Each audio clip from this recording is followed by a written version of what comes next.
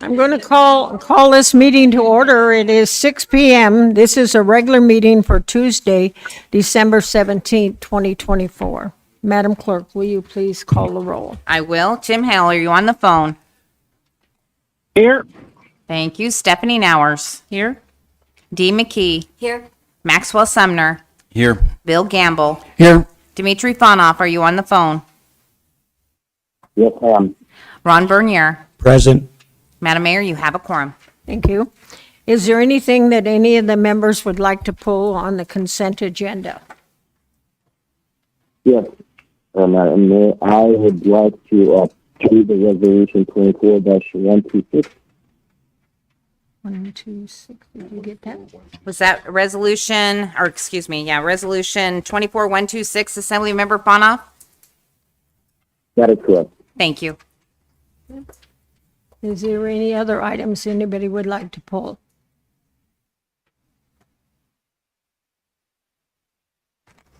Okay.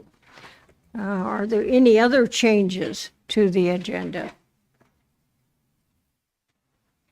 Okay, seeing and hearing none, then the agenda is approved with that one pulling. Okay, if you'll all stand, please, and Assemblyperson Sumner, would you lead us in the pledge?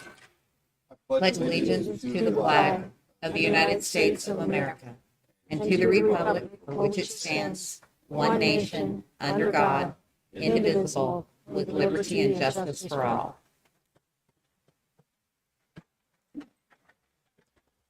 Under special orders of the day, we are at the time when I appoint a deputy mayor, and if there is any objection to the appointment of Assemblyperson Bernier as a deputy mayor?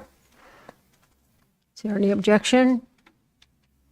Okay, hearing no objection, then Assembly Member Bernier will continue as the deputy mayor. The next item on our agenda is the minutes of preceding meetings, of October 3rd, October 8th, October 15th, November 19th, two of them for November 19th, and one for the 3rd of December. Are there any changes to any of these minutes presented?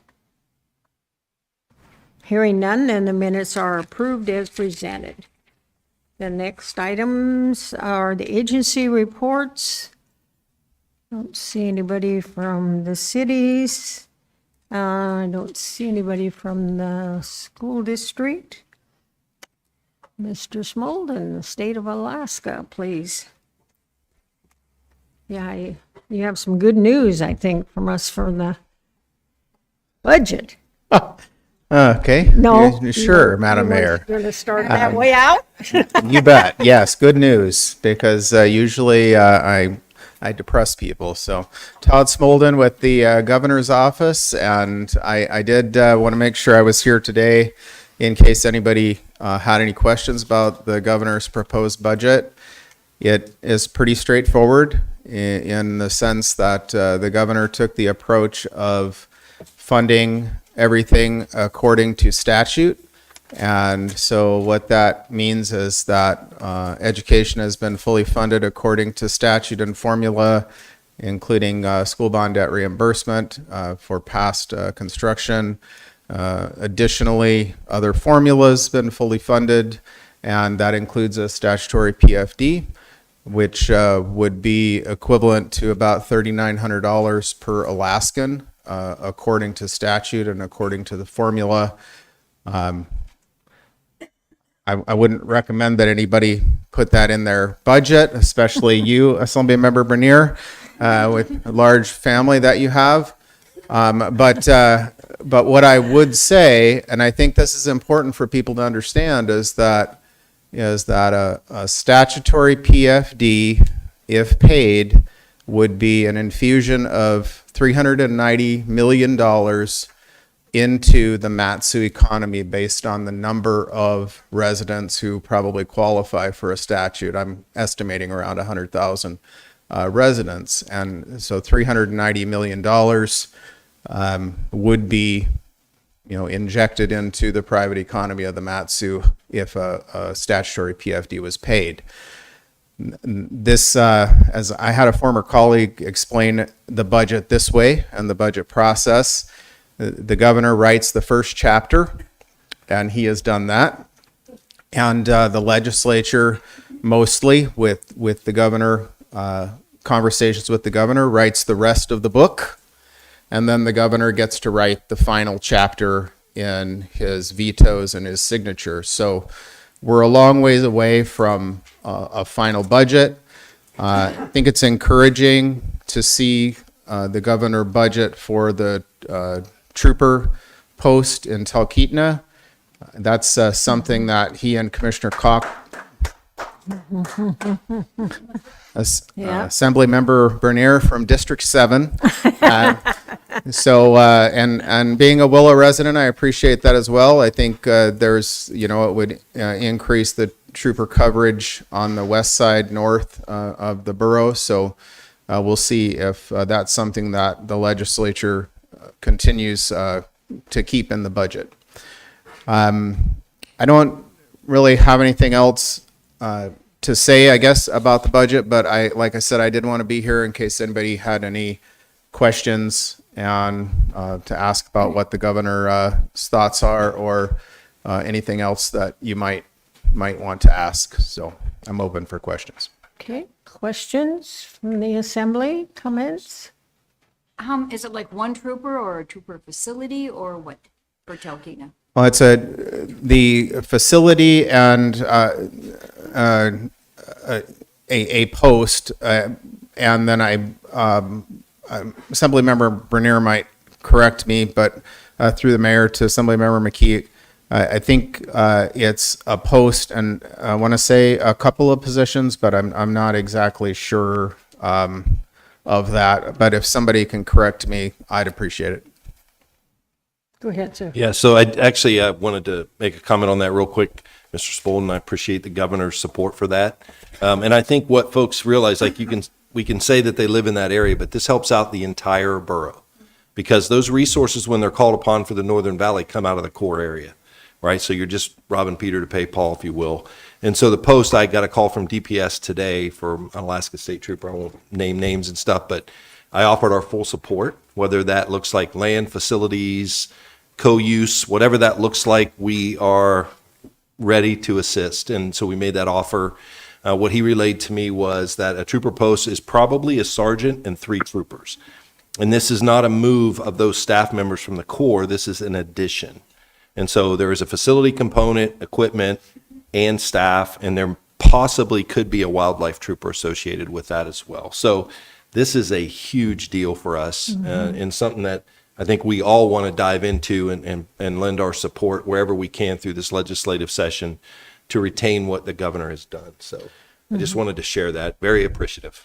Yeah, and I just would also thank Manager Brown and other members of the assembly because I know this conversation has been going on for quite some time, and Manager Brown has been working with Commissioner Cockrell and expressing to him that the borough is very interested in helping out in any way that the borough can to make that happen with the understanding that the state has limited funds. So I will repeat this, and I say this a lot, but in general, trooper positions in the Mat-Su are not necessarily a funding issue or a budget issue, but more of a personnel issue.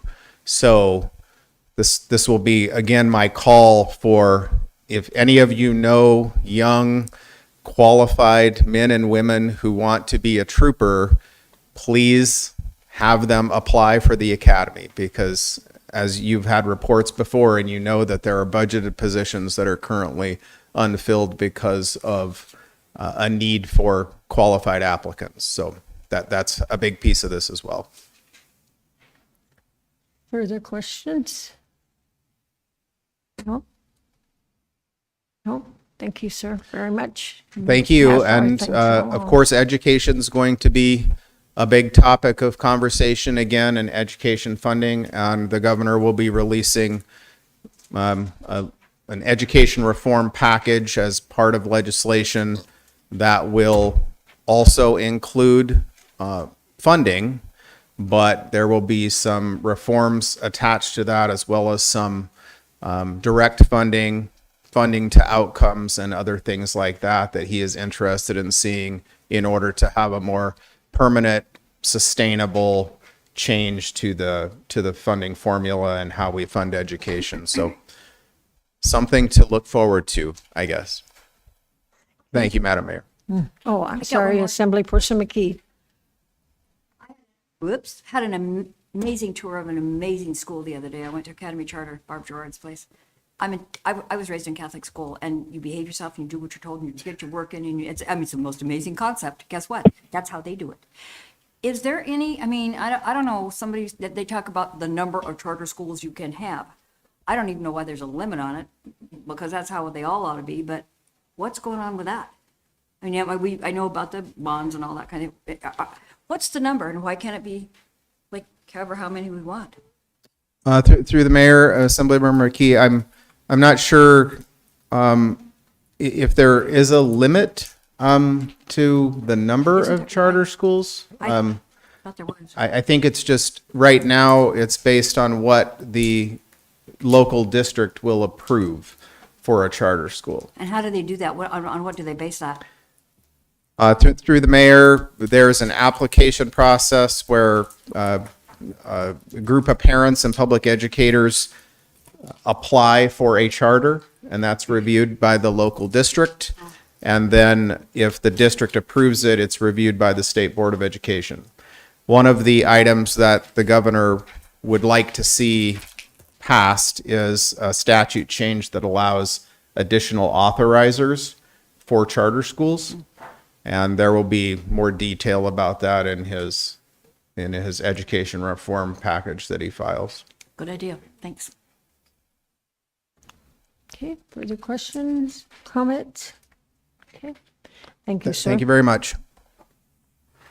Is there a joint assembly school board committee? No, okay. Are there any public relation reports? Yeah, assembly person hours. I just wanted to relay, last Friday, I attended a celebration at the Matsu Health Foundation for the Crisis Now project, which is the mobile crisis team that's been responding and helping out law enforcement in the Valley and people who are in need more of the mental health service components. And there were some really just heartwarming stories from the state troopers, from Wasilla Police Department, and from our own emergency services about the help that crisis team is able to provide for them when they're in situations where a loved one has died and the other loved one is there and needs help. They were able to pass the torch on to folks and not just leave and say, I hope everything turns out right. And then just quickly share the trooper sergeant who was there said he was off duty and he tries to keep his blinders on, but he saw a woman who was obviously having an issue in the Wasilla Fred Meyer parking lot. And so he stopped and then was able to call the crisis team, and they responded within 10 minutes. And so he was able, he had her in his car for 10 minutes, but then he was able to hand her off to folks to give services to. And so I know that we had heard about 2 years ago about that starting in the Matsu, and it was just in Wasilla, and now it's expanded to Palmer. So I had been curious myself how it had been going, and it was just really good to hear about how it's helping not only those folks, but also helping our emergency responders, because it takes some of the pressure off of them to try to solve people's problems. And it certainly didn't sound like it was solving all our problems, but it's helping. So I just wanted to share that. Okay. Any other public relations reports? Okay, seeing none then. Mr. Brown, do you have a report, sir? Thank you, Madam Mayor. I'm going to invite up Suzanne Riley from our Land Management Division, and I'll preface this quickly. So we have a presentation on the Port McKenzie Rail Extension Farms. Some of you may remember that about a year ago, we had a couple of tenants come in here and testify. The Assembly approved an extension for those tenants to remain in those farm structures through December. That's this month. So we will have one set of tenants vacating and another set that will remain through likely April of 2025. So we thought it was an opportunity to bring this topic forward to the Assembly. There's a lot of acreage out there. And so tonight, I'm not asking for a decision from you. There's no legislation or anything, but we wanted to kind of provide some information about these lands and then have a conversation later about what your feelings are about disposition of the land. And so Susanna will lay that framework and kind of give you the backstory. I just don't want to have this land sitting idle, and I don't want to have a squatter problem when structures are vacated. So we kind of want to talk through this so that we can get some direction at some point from the Assembly in terms of where we go from here. So with that said, I'll turn it over to Suzanne. Thank you, Mr. Manager. Good evening, Madam Mayor, Assembly members, and esteemed colleagues. We're here tonight to present some information to you on the Port Mackenzie Rail Extension Farms located in Segment 2, Point Mackenzie. You can see one of the farms in the bottom right photo below on the screen. And if you look hard, you can make out Anchorage at the base of the mountains. Members of the Assembly, with your packet, you'll find an 11 by 17 drawing of both farms for your reference. If anyone has any questions, please ask them as we go so we can pause and be on the right slide.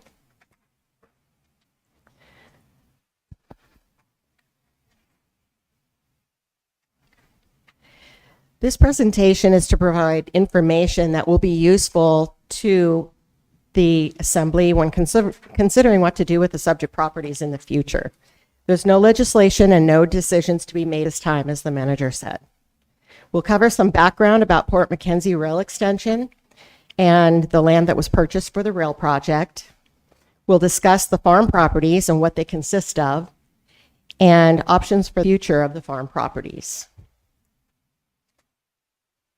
In 2008, the Matsu Borough and Alaska Railroad Corporation began work on an environmental impact statement for a 32-mile rail extension to connect Port Mackenzie to the railroad's main line to provide more affordable transportation for Alaska resources in the central area.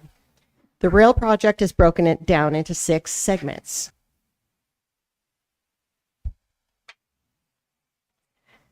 In 2011, the project received approval to begin construction. So this is back quite a while. In 2012 and 13, construction on the embankment started, and that's the base for the railway. Last state legislative grant funding was received in 2015, and the project stalled when the funds ran out. So right now it is sitting dormant. The status of the rail at this point in time is that 25 of the 32 miles of rail embankment is complete. That's all but 7 sections. About half of the ballast rock has been purchased and stockpiled. 6 of the 7 bridges are constructed. We still need to purchase and lay track and ties for segments 1 through 5. Segment 6 is complete and being used for rail operations by the railroad. And the estimated cost to complete is reportedly $270 million.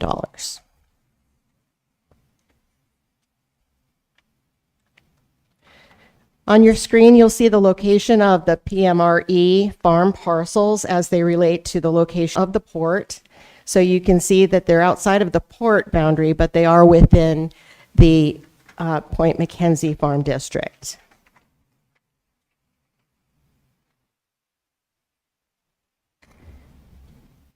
As far as the property acquisition is concerned, the farms were purchased in 2013, and the terminal reserve easements were established at that time. They are 1,300 feet wide, which is approximately 200 acres each parcel, with no ag covenants on that portion. In 2017, segment 2 of the core easement was cleared, and that's the photo that you see on the lower left side of your screen. Both parcels are currently active hay producers. So what do the farms include? Well, each parcel is approximately 600 acres. And on parcel 31, we'll start with the house that is on that project. The house is currently rented, and it's 3,400 square feet, and it includes a garage, an apartment shop, indicated as Unit A, and outlined in red below. The rental agreement is extended to the end of April due to extenuating circumstances, but at that point in time, it will go vacant.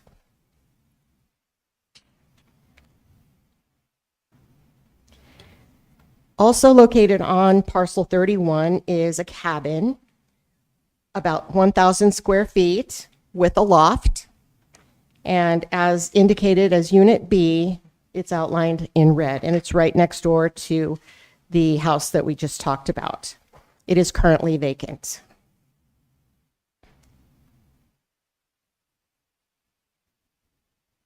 The hay permit is extended through the 2025 summer growing season, and that's to get us to a decision so that we know what we're going to be doing, whether we're keeping it or selling it. We've extended the production of hay into and past next summer.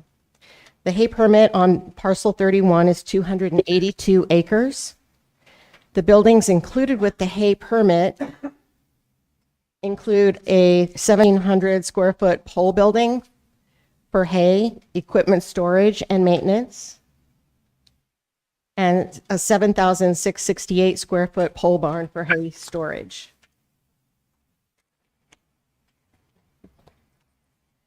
On parcel 32, located on Holstein Avenue and directly north of the parcel 31 that we just discussed, is a house located in that parcel. It's 3,728 square feet with a basement, apartment, and a garage. The tenant is in the process of moving now and will be out by the end of the month.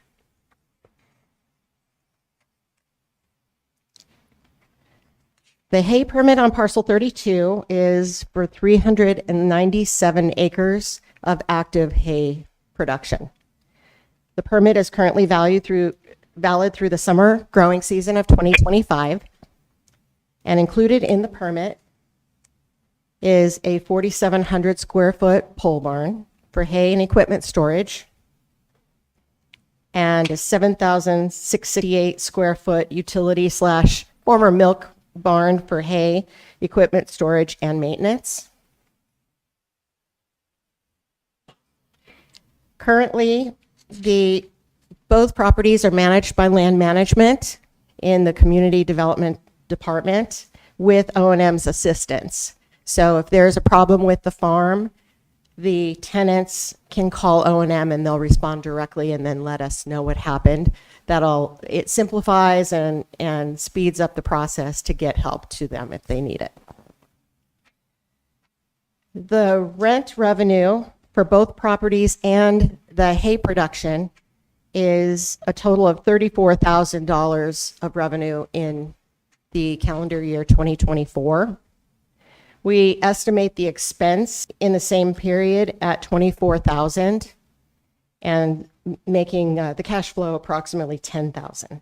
This does not include major repairs or expenses, such as a roof repair or anything like that. So let's talk a little bit about land restrictions, and I bring this up only because it plays into what we can do with the properties later.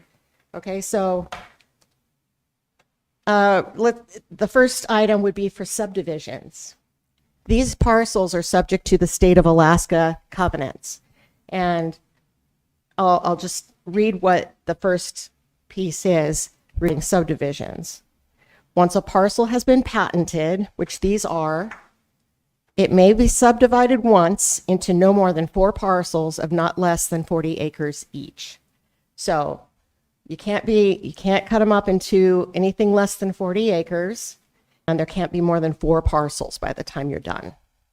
Okay. Also, the use must remain agricultural, and Farm improvements may be built on the new parcels, potentially reducing the productive ag land, but it's good for a new buyer to be able to develop their piece of the pie. Why does this even matter? So depending on what option we decide to go with, if we subdivide the properties for any reason, a future owner will not be able to subdivide again. So it matters what we do now before we get rid of these properties or keep them. All right, so we talked a little bit about agricultural purposes. I'm going to throw out a little definition. The production for commercial or personal use of useful plants and animals. And that is from the state code. It also includes improvements, which may be used for ag purposes. Gravel may be produced from the property itself in order to bring the property into ag production. And timber clearing also may be done in order to bring these into agricultural production. So I'm going to talk about a few options. So we are considering internally, they're called, I've got them labeled here as 1A, B, and 2A and B. So essentially 4 different options, but 2 are for holding the property, hanging on to it, and 2 are for selling all or a portion of the property. But we're interested in any ideas if anybody else has any good ones. So feel free to let us know after this. The first option is 1A, and this would be to hold the property, hold the entire property, but we still need to manage it. So that doesn't get us out of the property management game. We would competitively lease the homes and the hay permit at market rate, which puts our revenue then on this property at market. We would ideally lease to a single party to simplify the management and permit the hay production in the reserve area until we need it for the rail project. So essentially, this would be continuing as we have been. Okay, so basically, other than re-renting, there is no change. The second option, option 1B, also to hold the property. So we would secure and winterize the buildings. In other words, we're going to leave them dormant. Limited management would be required, but we still have to monitor properties for squatting or damage, vagrancy, any of that. The condition of the buildings may diminish over time without anyone living there. So that's something to consider. We would re-permit the hay at market rate. So again, bring up the value of that to market and simplify the rental to hay only. Okay, so the portion we would be holding on to that property, but not renting the houses. Does that make sense? Okay, option 2A would be sell everything but the rail easement. So if we sell the houses, sell the hay fields, but retain the transportation easement, thank you. We could permit the hay production in the corridor until we needed it for the rail project. It would remove the need for management, so it gets us out of the property management game. And the agricultural land reverts to private ownership, which is generally preferred. Also, the option to permit the hay in the corridor temporarily would bring in a little bit of revenue. And likely we're going to take a loss on each of these properties. And the reason for that is we purchased them with a goal in mind of putting the corridor in. And we tried to purchase just the easement area initially. The owners didn't want to do that. They felt like the value of the remaining land would be diminished. Therefore, we had to purchase the entire property. Okay? And of course, it's not going to be rock bottom because they knew we wanted it. So anyway, we would we would most likely take a loss on selling those properties now that the easement is established.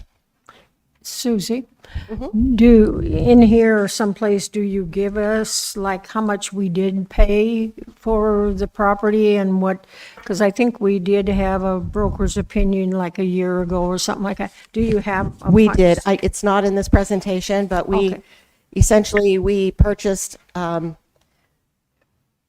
property, two different numbers, 2.8 million for one, 2.3 for the other. And then the appraisal last year came in at 1.3 and 1.2. Okay, So it's a significant difference. okay, thank you. And that's, by the way, for the entire portion, including the easement, for the appraisal as well. Okay, thank you. So if we sell the hayfields, then we are, one, taking a loss on them, but we're also not, we don't have an option for future use.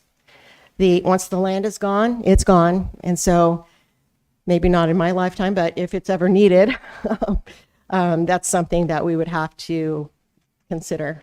Do we want to get rid of that at this point in time?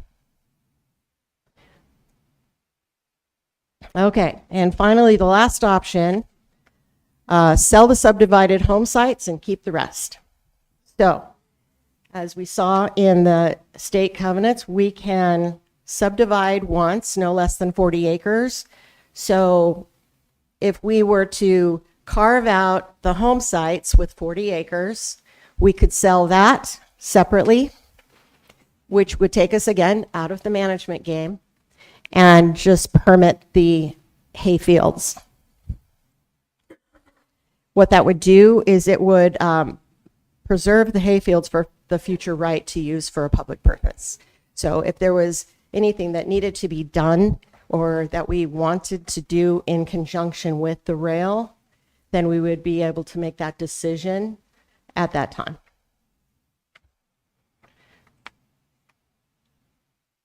Okay, so I'm almost done. So what next? Basically, we need to determine what option is in the borough's best interest. So including selling to interested parties. We've been contacted by several people who are anxious to buy one or both properties.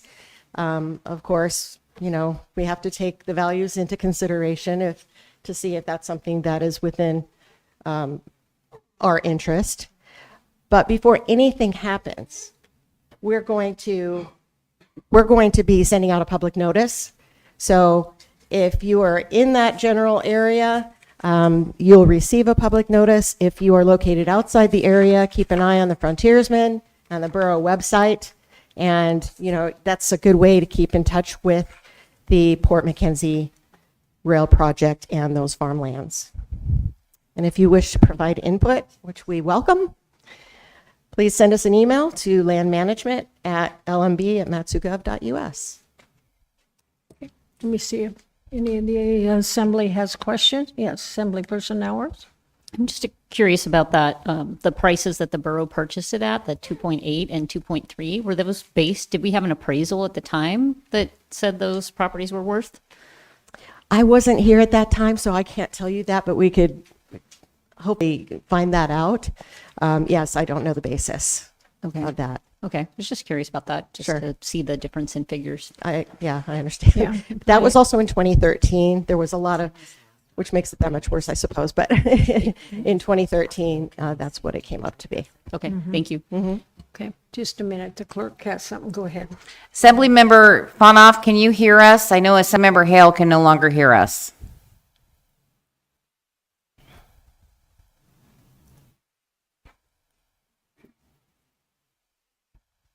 Do we need to reconnect the phone system, Caleb? Okay.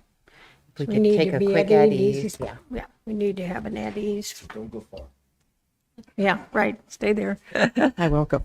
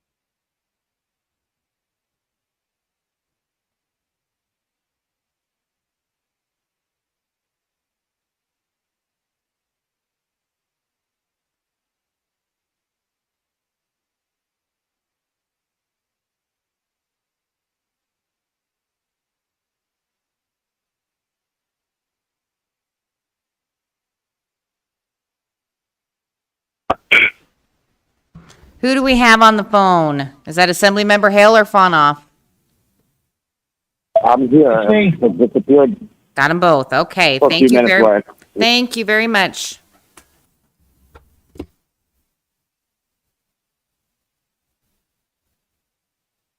Where'd Susie go to? She went and sat down. We'll bring her up. Okay. See, yeah, come back, please.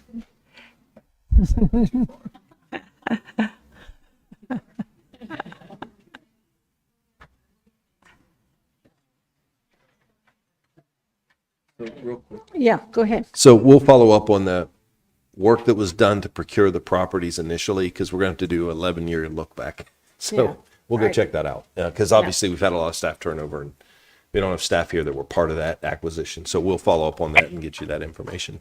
Okay, okay. Further questions by, yes, Assemblyperson Sumner, go ahead. Yeah, did I catch that right, that there's an agricultural deed restriction on the parcels? The agricultural restriction does affect the farm area, not the easement. Is if we exercise option 2B and subdivide it off two 40-acre parcels, I mean, I'm guessing one of them would include the home site. Would the other 40-acre parcel be marketable as a home site, or could it only be used for agricultural purposes? Only ag. Oh, thank you. Yes, Assemblyperson McKee, go ahead.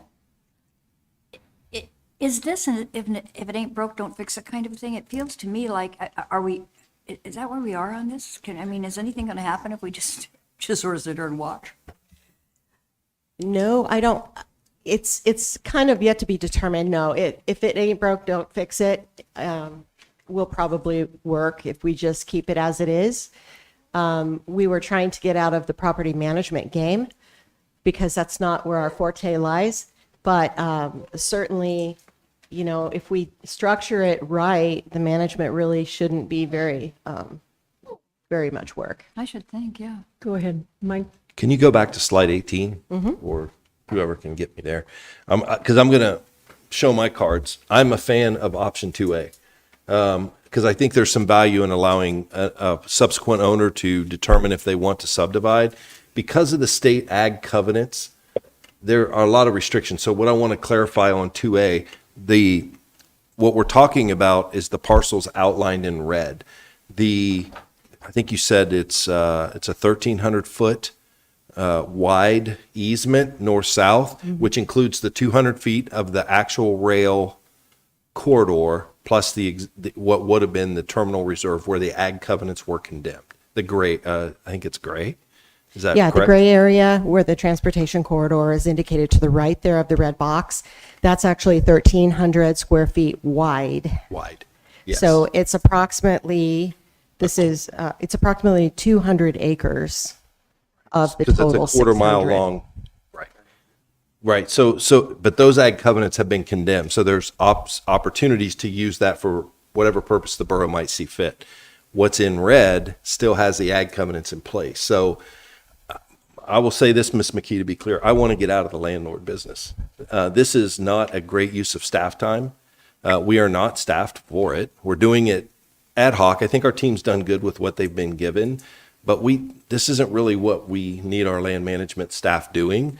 And frankly, we're going to be limited in the uses for these properties in red anyway. Right now, we're hay permits year to year. There are some folks that have contacted us that may be interested in acquiring the properties.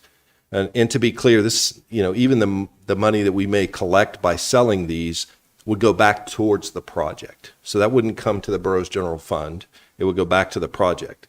I'm just looking at how do we dispose of this in a more permanent fashion. And Suzanne's right. Like when it's gone, it's gone. But at the same time, it has a limited use restrictions on it already. And so I'm just not sure I want land management staff having to continue to do this in perpetuity. And I also don't want to have a situation where we're consumed by this because we're having to deal with squatters and those types of things. And to, the point she made earlier, we may be banking about $24,000 a year on this, or we're spending about 24, we're bringing in about 34. But that, like if we have a roof repair, then we're in the red. So we don't need a decision tonight. I just wanted to provide the information. You can think about this, but here in the near future, we will be coming back to you with a decision or with a request for a decision of how you'd like to see us dispose of this. And that's why we extended the hay permits through 2025, because if we put these for like a spring sale, for example, that by the time we get all of that done and closed and wrapped up, I think, we want to see some value coming out of that land. So it might be later this next summer where it would go back to private ownership if that's what the estate desired. So that's kind of what we're setting up for, but we didn't want to create a rush decision where you're like, I want more information and you're rushing me to a decision. So really we're just providing the information tonight. If you have follow-up or questions or you want to meet with staff, you're welcome to do that. Yes, Assemblyperson Hey, Campbell. Devon, I have a question if possible. Yeah, just real quick, because I know this could turn into a long discussion. Can the restrictions on that ag land be removed? Can it be reclassified and be used for a different purpose later on? It would have to go to the state legislature for that. The attorney, I think, wants to chime in. It cannot be removed. In the ag program that was set up, this is why we had to file the condemnation action to get them removed. When it was set up, the state legislature granted the interest to all members of the public in the state of Alaska. Each and every individual in the state of Alaska holds an interest in keeping that all ag land. So we had to file, it was a very complicated solution. That's why we filed the condemnation action, and we sued the state on behalf of all of the residents of the state. So even if the legislature passed the act, there would still be the risk that somebody pops out of the woodwork as a public interest litigant and tries to stop it from happening. So Somebody online, I think, was trying to ask a question. Go ahead. Yeah, Manager Brown. Her question is, why are these hay contracts only issued annually? Because I had a conversation with somebody who was interested in leasing long-term things that, but they said it's kind of like we only issue a permit once annually, so therefore they cannot look forward, maybe purchasing equipment and seeing the long-term possibility there. Is that something possible that we could change so that we're not always holding a year at a time, so that the next time if we're looking for a lease for somebody who's leasing, they could know that we could issue that hay permit for, I don't know, let's say 3 to 5 years? So if we were to lease out if we were to re-permit the hay production, we would make every effort to do it for a longer period of time. So we would be looking at probably 5 years with an option for an additional 5. Follow up, sir? Yeah, and to Bob, so why was the cost, you said there was about 35 and there's a 25,000 or whatever, for to manage the property with only 10 netting. Where is that, what's the basic breakdown of management of that high of a fee?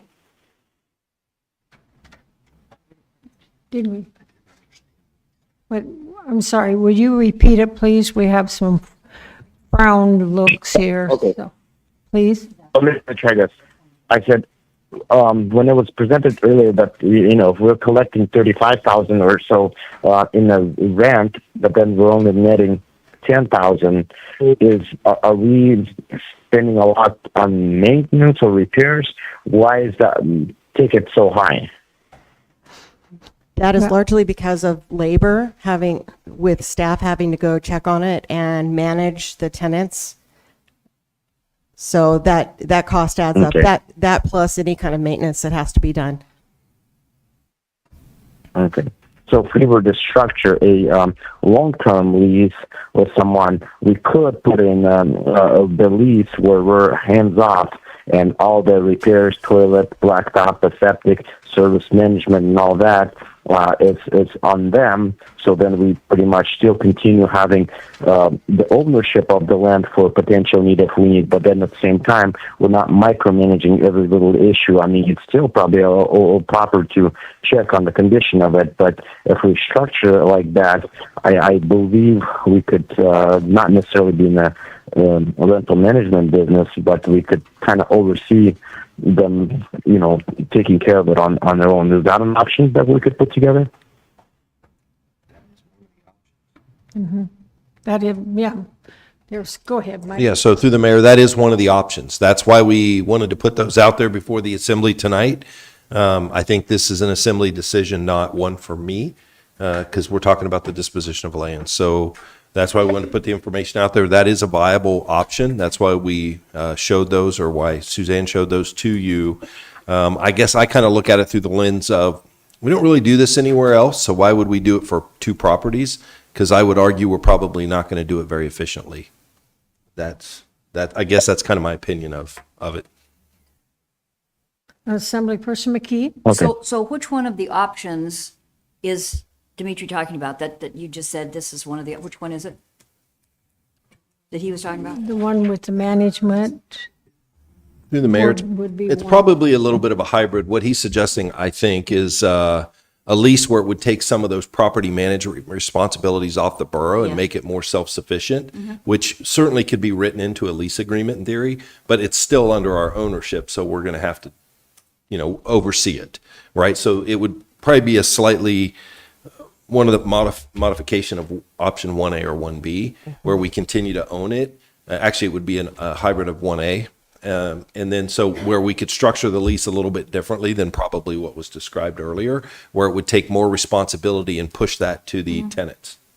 Do the folks that live there now, or the tenants that live there, whoever they are, do they want to move? Well, if you recall from a year ago, I do, Mayor. I do. Yeah, I go remember. ahead. Yeah, so made the we decision. extended them through December based on the direction we got from the assembly at that time. One family's moved on, the other gentleman asked for an extension because of some complicating factors. We granted that because I didn't see the need to bring that back to the assembly for another conversation. So we extended that through April of 2025. So this is all coming to a head. Yeah. And our best opportunity to sell these properties, if that's desirable, is to do that this coming summer. So if that's kind of where we're going to start leaning, our land management staff can start to prepare for that. So we wanted to throw this out here as information tonight, but probably within the next couple of months, we would hope to have a decision on that. And then that would give staff clear direction about where to take this and what do we do next. And that's why we only extended the hay permits through 2025. They have been longer agreements in the past. This year I was like, well, we got to talk to the assembly, so we need to buy ourselves a little bit of time. We don't want the land sitting idle, so we agreed to go ahead and grant them through the summer because we figured by the time we walk all this out, we could certainly, as part of the condition of the sale, allow that permit to run its course this summer so that they don't lose a season farming. And which one was it that you said that you were showing your cards? You were. I like the idea of selling it just because I really don't want staff dedicated to this because this isn't making money by any means. And it's just not something we do on a larger scale. So when you think about the efficiency of it, it's not. So I would like to see us kind of just separate from that. And for a little bit more background, when these larger farms were bought, and really what was set out there with that 1,300 feet wide, quarter-mile long transportation corridor, was that at that time, folks had envisioned that potentially the railroad would relocate a terminal reserve from Ship Creek to Point McKenzie. The railroad is not interested in doing that. And so I'm looking at it and going, those lands, because there are no ag covenants, I think could be valuable to the borough and it's in its best interest in the long term. I'm looking at those parcels where the ag covenants are still in place. I think they're limited value to us, but could be valuable to somebody who intends to use them for agricultural purposes. And that's what we're talking about potentially offloading. For me, I just sort of narrowed the field. I don't like 1B. That's not my favorite. So I'd be looking at the other 3. But anyway, thanks. Deputy Mayor, did you have comments? Yeah, on these 2 parcels, minus the,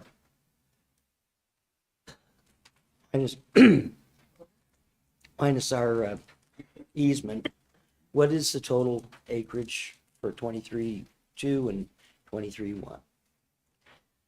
The total acreage is approximately 400 each. That's taken away That's net of, so we could do the easement. subdivide into 4 100-acre parcels?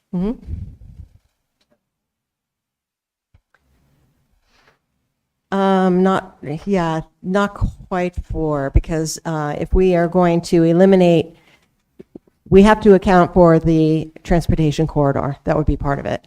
So if we cut that as part of it, then we would be looking at. No, not the corridor, just what's the ag parcels, left of the ag parcels. I'm not sure. I think right now those are single parcels, right? And so I think the transportation corridor is an easement. So if we were to subdivide to sell, that section, that quarter-mile strip, 1,300 wide, would be one of the parcels that gets subdivided. And I think I heard down here, I think the condition is you can't have more than 4 parcels. So you can't have 10 40-acre parcels. You can only have 4 parcels. And if that's one of your parcels, that means you can only have 3 remaining on what's being farmed or what's in the remaining ag covenants, right? That's where it gets tricky. And if you're going to So sell it, from that dotted line to the left, correct. can we subdivide that 4 times? No. Keep the dotted, You can only subdivide once. You could subdivide that to the west of that line into 3 pieces because what's to the east is one of the 4 parcels because it's not subdivided today. okay.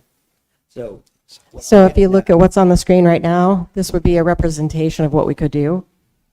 So you see if you look at this in 2 halves, you see that the first half has the 2 smaller parcels. So what I'm saying, Yeah. divide that into 3 instead of 2 little 40s and whatever the Well, rest it is in 3s, Deputy Mayor. It's in 2 40s and a big parcel, so it is in Divide it 3s. evenly. Huh? Divide it evenly. You could do. So this is Right. just, Bigger this is pieces. not this was just a representation, just an I example. understand, but if you're gonna take and sell this property, Mm-hmm. instead of selling a big chunk and then 2 little 40s, Mm-hmm. I would recommend dividing it up to where you got 3 3 big because chunks. there's some buyers that want the whole thing, make them buy each of those. So maybe they'll go up a little higher just to get the whole thing. That would be an Or option. you're gonna have more buyers wanting to get in there because they can afford a third of it versus, Go is ahead, what I'm Mike. trying to get at. Yeah. Go ahead, No, Mike. I appreciate that. I want to be careful we don't take too much time on tonight's agenda. It's just information at this point, so we wanted to get that out there. If you have thoughts about what you would like to see and you want to talk to me or to staff about that, I would encourage that. I just let you know in the next couple of months, we're going to bring some legislation that's going to tee up a decision. And so this gives you an opportunity to Madam Mayor. and have a conversation. Yes, go ahead, online. Thank you, Madam Mayor. So when this first came to us a year ago or whatever, the idea was to sell it, and we put off the sale because we had some tenants on there that wanted to stay longer and maybe build up some money so that they could make an offer when we did sell it. And the idea here is to sell this property. The borough is not should not be in the business of being a landlord. So that's my 2 cents. Thank you very much. Thank you. Also, if we divide further, what about, we have to go through platting and put in the roads and stuff?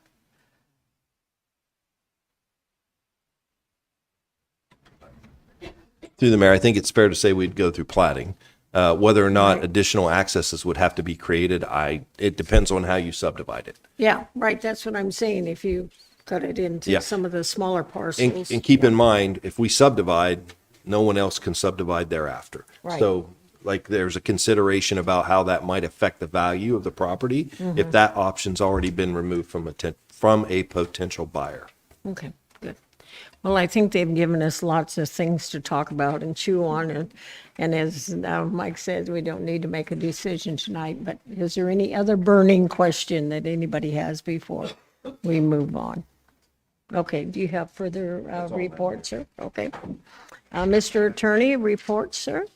I just only have one comment. If you're thinking about this, obviously, we've been talking with staff on this, but if any of the assembly members are interested in kind of digging into this issue, come talk to our office. There is a difference between having an easement on land and having ownership in land, which of course you need to balance against the remnant and whether you can subdivide that and stuff, because you have to balance these public interests about our use and control of the rail corridor or whatever it turns into. So if you're interested in kind of those concepts, they get pretty detailed. Give me a call, give me a discussion. You know, we've talked with land management. We're going to continue to talk and work through it with land management, public works, and obviously advise the manager for his recommendation. But if you're interested, we're here. That's all I have. Okay. Any questions to this attorney? No. Madam Clerk, report? The clerk's report is in your red folder with all the upcoming meetings through March. Also attached is the agenda for Thursday's meeting with the state delegation. That meeting begins at 10 a.m. on Thursday at the LIO building off of Railroad Avenue, with breakfast being served at 9:30. And also, I do have some budget meetings to schedule. The recommendations are for the public hearings to occur on April 22nd, 24th, and 29th, with deliberations on May 1st, May 8th, and May 13th.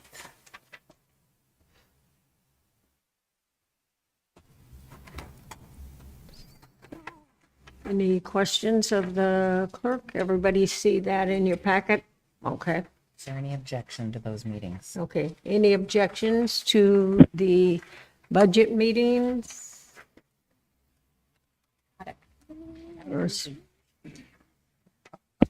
Yeah, I don't know. I think they're trying to write things down or look things up or something, so. Anyway, okay. Alrighty. The next item on our agenda is citizens and other correspondence. Are there any comments on the citizens and other correspondence? Hearing none, then they are presented. Madam, excuse me, Madam Clerk, please read the IMs into the record. IM 24229, informing the Assembly of the submittal of the annual volunteer fire capacity grant applications from the Alaska State Department of Natural Resources Division of Forestry and Fire Protection by the Caswell, Sutton, Talkeetna, and Willow Fire Service areas. Is there any comments on the IM? Hearing none, then it is presented. The next item is audience participation. Waiting on her to bring them up. Do we, I'm sorry. We're waiting on her to bring them up. Oh, okay. So we have a sign-up sheet, do we, for audience participation?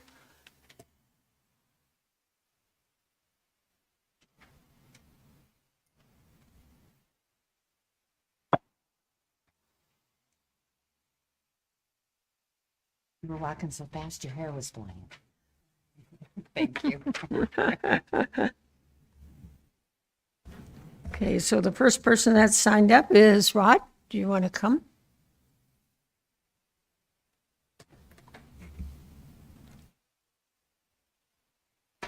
Good evening, Madam Mayor and Assembly members. I'm Rod Hansen with the North Lakes Community Council. The last item under your action memorandum section of your agenda tonight is AM 24-143.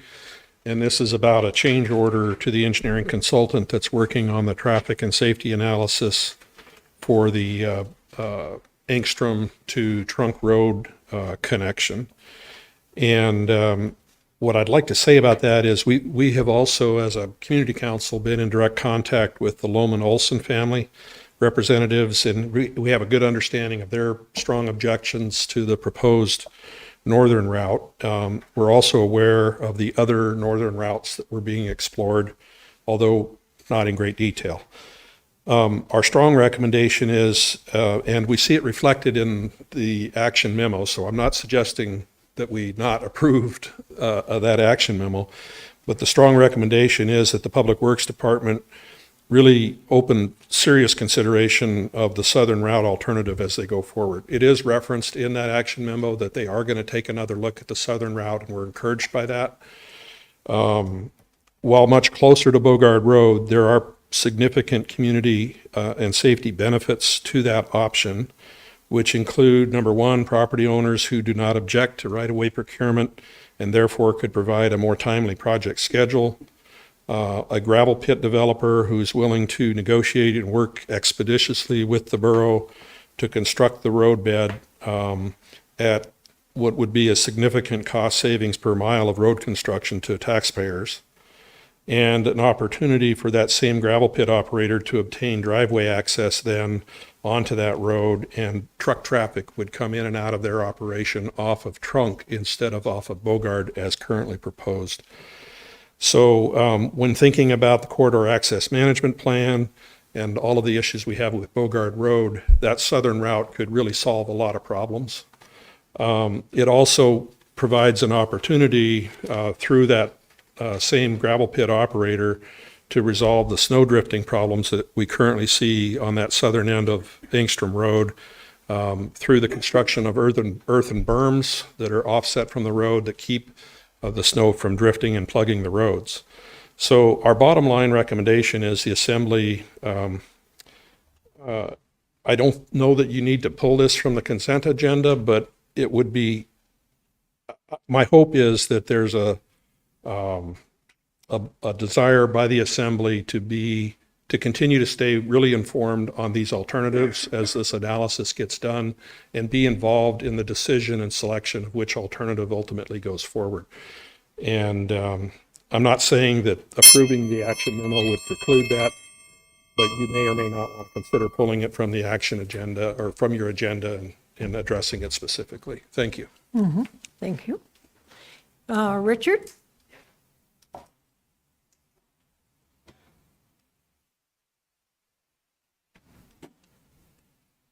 So I'm Richard Stoffel from Palmer, and I want to talk about borough election integrity.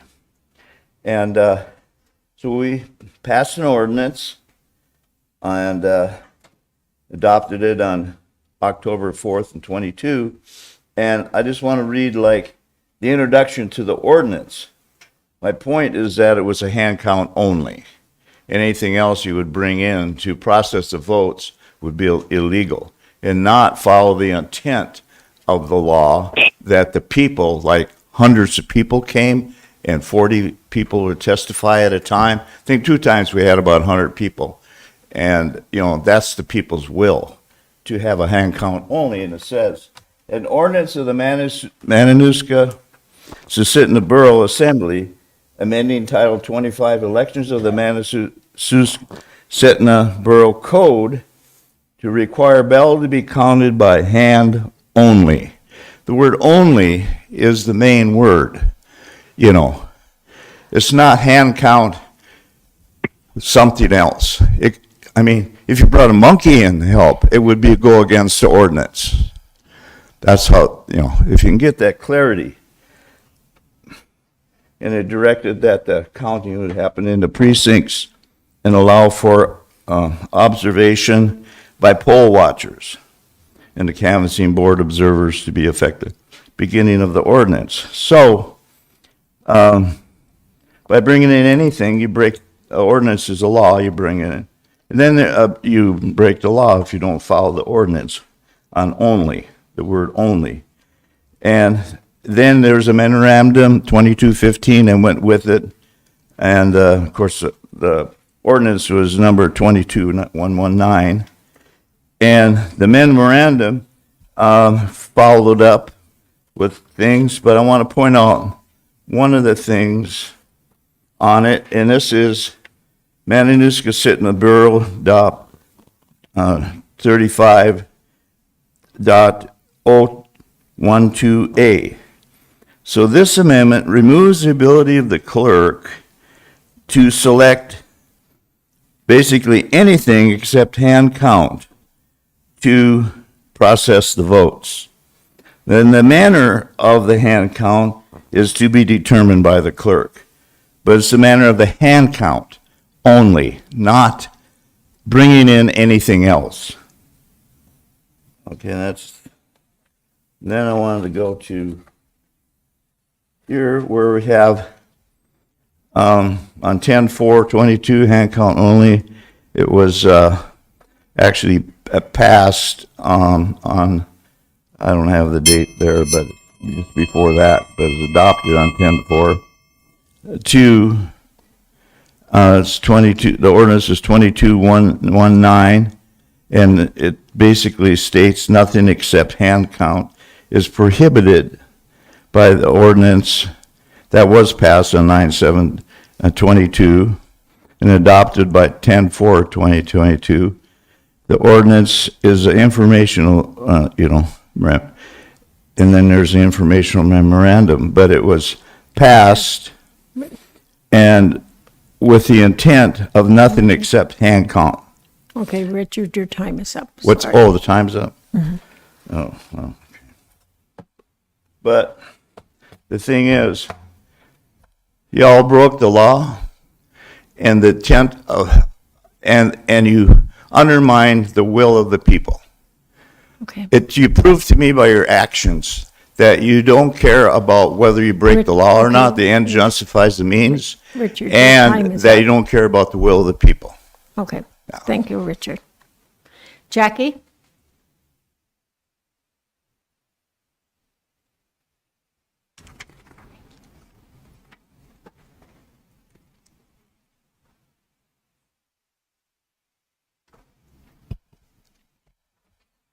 Good evening, Madam Mayor and Assembly. My name is Jackie Goforth.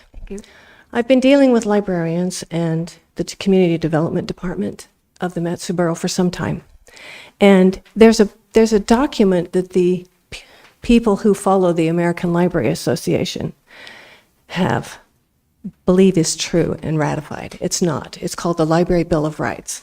And this is what Wasilla Public Library explains it as. A variety of organizations promulgate rating systems as a means of advising their members or the general public concerning the opinions of the contents and suitability or appropriate age for the use of certain books, films, recordings, websites, or other materials. The adoption, enforcement, or endorsement of any of these rating systems by a library violates the Library Bill of Rights. Well, since the Library Bill of Rights does not exist, it's not a legal document. That is an incorrect statement. And I want you to know that when the American libraries tried to pull this with the internet, they allowed children online to look at porn sites. And they were taken to the Supreme Court in 2003. It was called United States versus the American Library Association. And if you see on the next page, you will see the decision of that. And this is what Chief Justice Rehnquist said in section number 204. Public libraries seek to provide materials that would be of the greatest direct benefit or interest to the community. He doesn't say websites, he says materials. Next part. To this end, libraries collect only those materials deemed to have requisite and appropriate quality. Now, as you know, I turned in 38 challenges on my own forms 20 months ago or more. And they were released in a FOIA request. And that is called implied ratification. If you send something out that was an unauthorized act and you make it authorized by sending it out, it is now a correct act. Those are now legitimate challenges. And you probably have been listening or watching my back and forth with the Community Development Director because these 38 books need to be added to the Library Citizens Advisory Committee. And the reason why, especially when she answered number 3, I asked her 3 questions. And the third one is, if these weren't meant to be ratified, why did the Director of Parks, Recreation, and Community Services send them out in that FOIA request?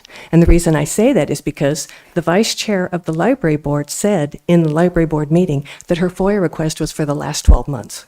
She wanted the last 12 months of challenges. She didn't want all of them or the ones from 20 months ago that didn't exist. She wanted the last 12 months. So why were those 38 sent out if they weren't to make a statement about what I say? And I will not be called a liar online. So I am therefore saying, yes, those statements exist, those challenges, and I will stand by them. And you really should read Tricks. I'd like the first book that they read to be Tricks. There's 14-year-olds in there that are doing tricks for pay. Thank you. Thank you. Is there anyone in the audience that would like to testify? It can be on any subject. Okay, Barb? Good evening. Mayor DeVries, Manager Brown, Assembly members. My name is Barbara Gerard. I'm here to speak in support of Resolution 24-126, specifically hoping that you will consider a design build for Academy Charter Schools future building. And these are the reasons why. For efficiency, speed, cost effective, the creative edge that the contractor and the architect that's chosen together get to do. One entity is responsible for the cost effective approach. It's said to be 12% faster than when using a design build. There's a single point of responsibility to deliver what they say they're going to do. There should be no overruns. It's streamlined. There's cost savings. Now, why? Why do we feel this way? Well, in 2006, we received our first $2.5 million to build this first part of Academy Charter School. It worked beautifully. Thank you, Representative Stoltz at the time, for helping us get that money. So not only did we get a gym, a full-size gym, office, classrooms, we also had the train car, if you remember what was there on that property, moved for free by the builder. We also had a Quonset hut moved. We had, not we, but the borough had a building that was sitting up here, moved back for the soccer field, all included in $2.5 million. So in 2011, we received another $2 million direct appropriation from the legislature. Thank you again. And we built this wing. That's all these classrooms. And not only did they build those classrooms for $2 million, suddenly there was a problem. They had a problem with hooking up to the utilities, so they put in a lift station included in the cost because it was a design build. Then in 2013, our final $2 million, again, thank you. Got to recognize these wonderful people that champion things for us. Our final $2 million built this wing. And again, we received alternates that were on top of it because they want to build these buildings. So please keep in mind that we have experience, and we hope that you'll think about it again. And I trust Manager Brown. I think he knows what he's doing, and we hope that it'll turn out really well. Thank you. Thank you. Anyone else would like to address the assembly? Do we have anybody online? We do have one person online. Go ahead, whoever's online that wants to address the assembly. Thank you, Madam Mayor, members of the Assembly. My name is Trent Blankenship. I live out in Point Mac, and I was encouraged to hear the discussion on the property out here, and I want to thank you all. You have a wonderful staff, and they've been very helpful. I just wanted to, if I could, give you just a brief opinion from someone who is very interested in farming the property. The lease should, and I think Mr. Fono said that the lease could contain other pieces, and one of those pieces might be a floor, like a percentage. The property may be worth $2.3 million, and so if the floor on the lease was $70,000 and you offered it like that, then that would be revenue that wouldn't have to go back into the project, but go into the operating budget of the borough and could help offset costs, any related costs of the lease, and you could minimize many of those by putting into the lease that the lessor wasn't charge of maintaining the property in the condition that it was found. I'm very interested in any disposition. We're very interested in the property. We would very much like to use the buildings. It's very expensive to replace those buildings, and it'd be great for storing hay and having hands. And so I don't think like something that would offset the cost to the people of the Matsu Borough, which would be the interest of the total value of the land being given to you every year in a long-term lease. It wouldn't be depriving anybody of the value of the land. The borough could keep the land for a period of 10 years, and then it would be a sort of at the end of 10 years, there would either be a purchase for that amount, or it could be reoffered up again to whatever the interest rates are then. But you could structure it in such a way that the money would be more useful to the people of the borough, that the value of the land is not at a hay market as it currently is. It barely pays the operating expenses, but it would be a business transaction both ways. It would cut into our operating costs, but it would also present an opportunity for us in our farm out here to expand. And I think, again, I want to thank your staff. They've been fabulous. And one of the things when you take on that much more land, it takes me as a farmer a little bit to buy equipment, buy fertilizer, to get into an operation that much bigger. And if somebody outbids me for the lease, they'll have the same issue. And so, at any rate, Madam Chair, I know my time is up, but such an arrangement would certainly help someone who is interested in farming that property, and then you wouldn't have to eat a great big cash expenditure for the land, and then also have to turn around and try to buy more equipment and get it into production the next year without any revenue coming in from this year's hay. Thank you for your time and attention, and again, thank you so much to your staff. Thank you. Do we have anybody else online? Kenneth, we do not. One last time, anybody in the audience that would like to address the assembly on any subject? Okay, seeing no one, then I'll go ahead and close audience participation. And Madam Clerk. Resolution 24-124, resolution approving changes to update the fiscal year 2026 schedule of rates and fees effective July 1st, 2025. If you're on the phone and would like to speak to this, press *3. Mike, you have staff report? Yeah. Thank you, Madam Mayor. I'll be very brief. So yeah, we put this out there, introduced this last meeting.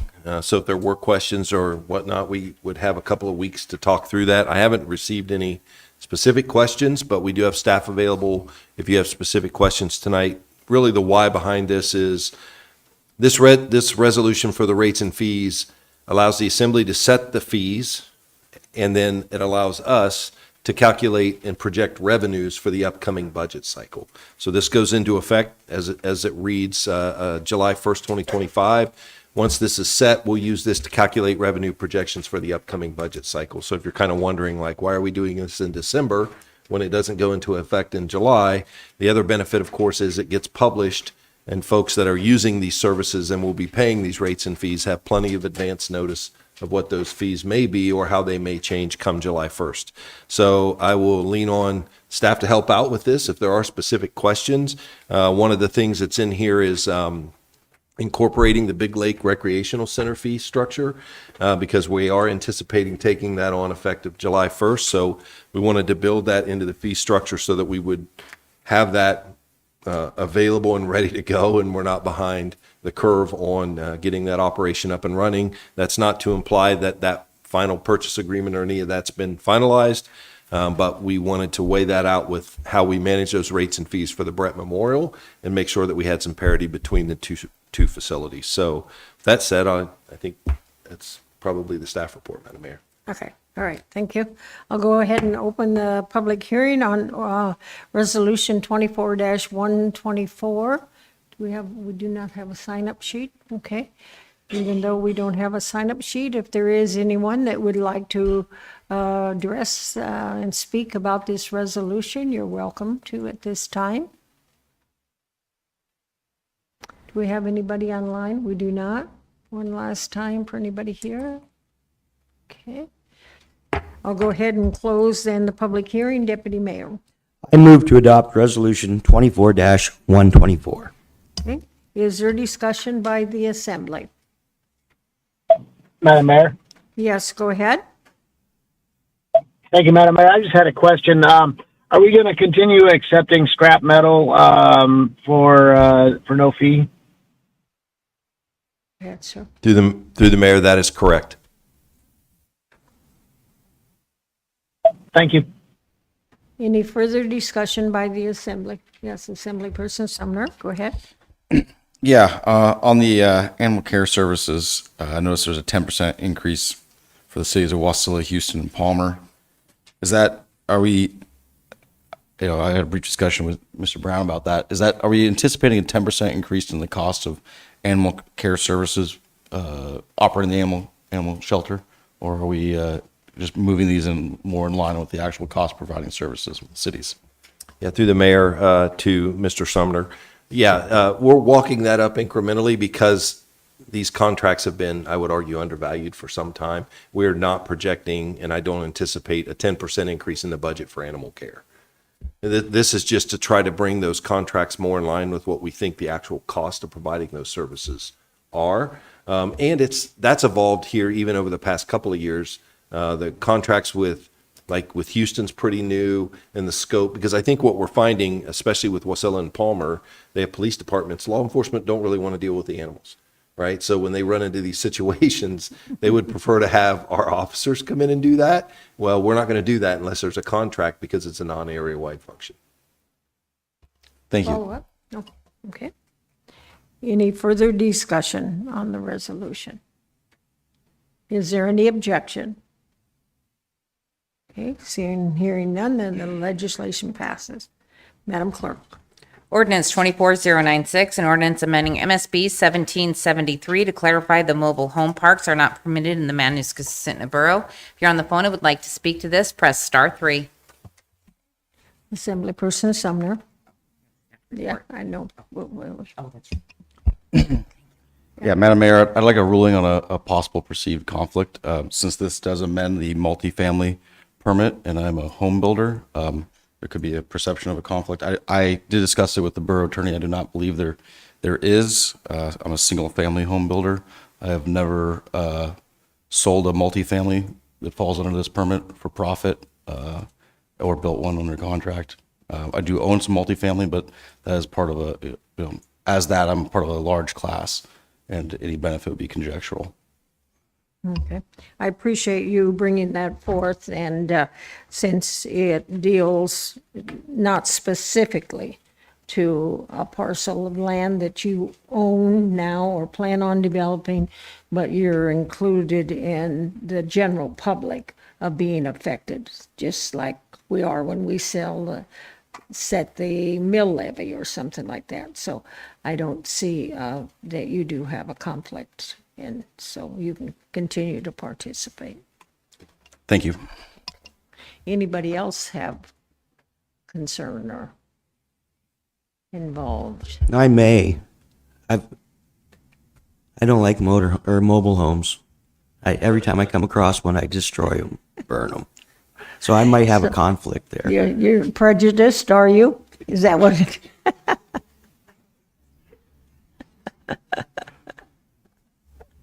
Anybody else have anything to disclose? Okay. Staff report then, sir, please. Thank you.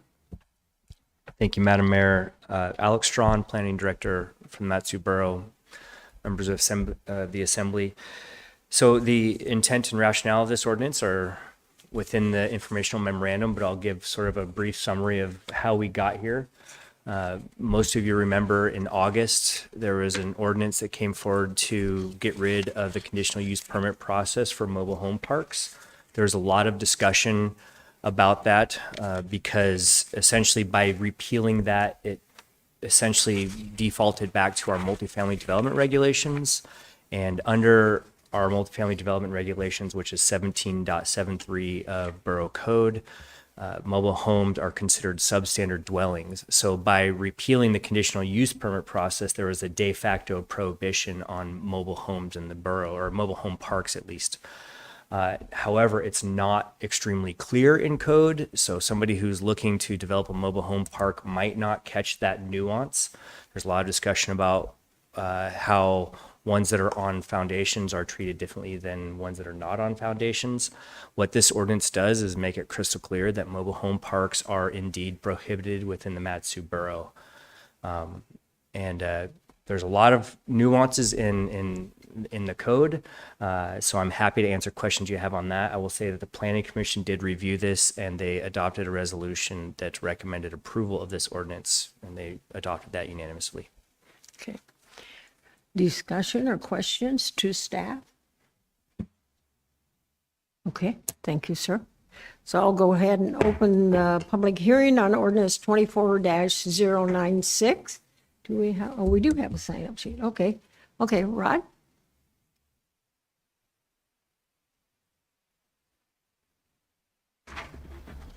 Thank you, Madam Mayor. Again, Rod Hanson with the North Lakes Community Council. We support the proposed ordinance 24096 to amend the multifamily housing section of the Borough Code and clearly prohibit the establishment of new mobile home parks in the Matsu unless and until the Assembly reinstates some sort of permit process that would include a public hearing in front of the Planning Commission. Under the existing multifamily code, section 1773, our interpretation is a developer of a mobile home park could place mobile homes on simple timbers or supports and be allowed to put as many as 18 units per acre in place with no opportunity for public input or public hearing. To be clear, the council is not against multifamily development or even mobile home parks. We simply wish to see planning processes that encourage and reward responsible and quality development. In order to protect residential neighborhoods and associated property values, regulations we believe should recognize and separate incompatible uses. In order to make sound decisions, there should be a robust public process for any future multifamily or mobile home park development is kind of our perspective on this. A process that includes public input may take a little longer. It may require a little more work on the behalf of the developer and the planning staff to mitigate important community concerns, but we believe the decisions that come out of that are going to be better decisions, and permits issued will be better informed and will help protect property values and surrounding residents. Again, we do not propose future development. What we want to see is a robust public process, not only for any mobile home parks, if you were to ever put that back in place, but also for multifamily housing. Thank you. Okay, thank you. And that's the only sign-up person we have. Anyone in the audience that would like to address the Assembly on ordinance 24-096? Okay. Do we have anybody online, sir? We do not. One last chance for anyone. Okay. Close the public hearing, Assembly person hours. I move to adopt ordinance 24-096, and I could speak briefly to it. Yes, go ahead and speak to it. First, I just kind of wanted to address a couple things that I've heard that this is not going to do. It's not directed at multifamily developments like sixplexes and that. It's not an attack on affordable housing. We know it's a big issue for Matsu. We know we're cheaper than Anchorage, but there's a lot of people who struggle to afford housing out here. But there's a lot of components to that. And there's a lot of different ways that the borough could come at that issue, from incentives to developers to taking a look at our short-term rentals. I mean, a lot of different ways that communities have approached that, but I don't see allowing mobile home parks without giving the surrounding property owners a voice in something that could significantly impact their property as a way to do that.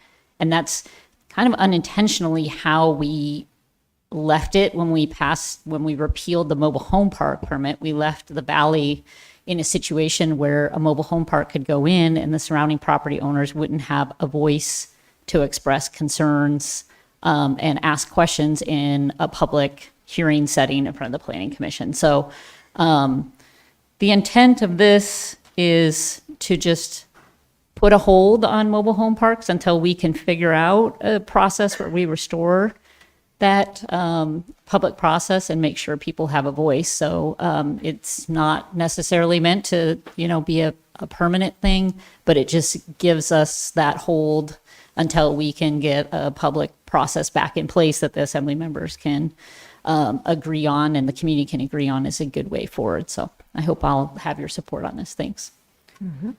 Assemblyperson Sumner, go ahead. I move to amend ordinance 24-096 as follows. Section 3, page 2, 17.73.250A by striking number 1 in its entirety, and in number 2 by striking the words any other, and in number 2A by striking the words footings, pilings, or. I'd like to speak on that. You want to speak to it? Yeah. As you can imagine, when I'm not limelighting as an assembly person, as a builder, I might have an opinion about an ordinance that affects housing. I can admit that I've never built a manufactured home. I'm a single-family site builder. I have lived in a mobile home. I've given away mobile homes. I've moved mobile homes. I've demolished mobile homes. I've added on to mobile homes. I've remodeled mobile homes. And I can attest that there are a lot of mobile homes in the valley that are given away or moved and put on parcels on permanent foundations and remodeled, and they're very nice habitats. I think this is a well-intentioned ordinance. I think the unintended consequences of this ordinance were to make, some people that, took whatever means they had to elevate their economic situation, and, built affordable housing for themselves. It's making them, and basically into criminals. If you change the definition of substandard dwelling to include the mobile homes that are on permanent foundations, then these people are left out in the cold, so to speak. I'll attest with my vast experience in mobile homes that I would not choose to live in one. I would not choose to have one in my neighborhood. I would not choose to drive by one. But that question of choice, mobile homes. If this assembly passes this ordinance, mobile homes are substandard dwellings. They're the bottom rung of housing. And, people that are living there, they're spending winters in a travel trailer or in a mobile home. They're not doing that by choice. They're doing that because that's the only option available to them. And if you take that bottom rung off of the housing ladder, it's not going to elevate people. It's going to keep them from climbing and elevating their situation and put them in the dirt. So my intention of this ordinance was to, if you look, I did not remove the portion where it says mobile home parks are prohibited. I did not remove the definition of mobile home parks being more than 2 mobile homes. The amendment is meant to allow these people that have moved mobile homes onto their parcels and that did so in compliance with current borough code to continue on without having to get a non-compliance letter. I can't remember what it's called. Drawing a blank here, but I think that if the assembly passes this ordinance unamended, we're going to have some unintended consequences, and we're going to be creating some homeless people. But we don't have to look very far to the south to see some neighbors that have had unintended consequences with very bad results. So, with that said, that's why I support this. I would support this ordinance with this amendment. Okay. Well, let me just ask, further discussion on the amendment? Okay. Madam Mayor? Yes, go ahead. Yeah, thank you. Is this the same amendment that was included in the packet? Go ahead, Madam Clerk. Assemblymember Hale, it was emailed out today and it is online. It says Gamble online, but it's actually Sumner's. Yeah, I was a little confused there because the amendment was titled Gamble Online, but it is the same amendment. Okay, thank you. Okay. Assemblyperson Bowers. Thank you all. First of all, I'm disappointed. I meant to mention, we had discussed earlier that any amendments to this would have to be sung to the tune of a Christmas song, and I really wanted to hear Max's singing voice, but maybe later. Thank you Thanks for this amendment. I think this is really good. I think you're right. The intent is not to hurt people who are, setting up on their property. It's just to make sure we have a public process if you're doing a big mobile home park.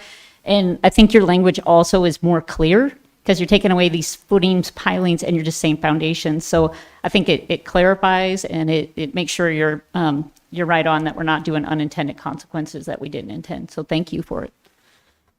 Further discussion on the amendment, Assemblyperson Campbell. Yeah, I just want to add that Assemblymember Sumner and I were talking earlier, and by, inadvertently designating these homes as substandard, we may affect people's ability to sell them and move into a better living standard, and pass it on to somebody else that could use affordable housing like this. So it's a great amendment. Thank you. Further discussion, yes, Assemblyperson McKee.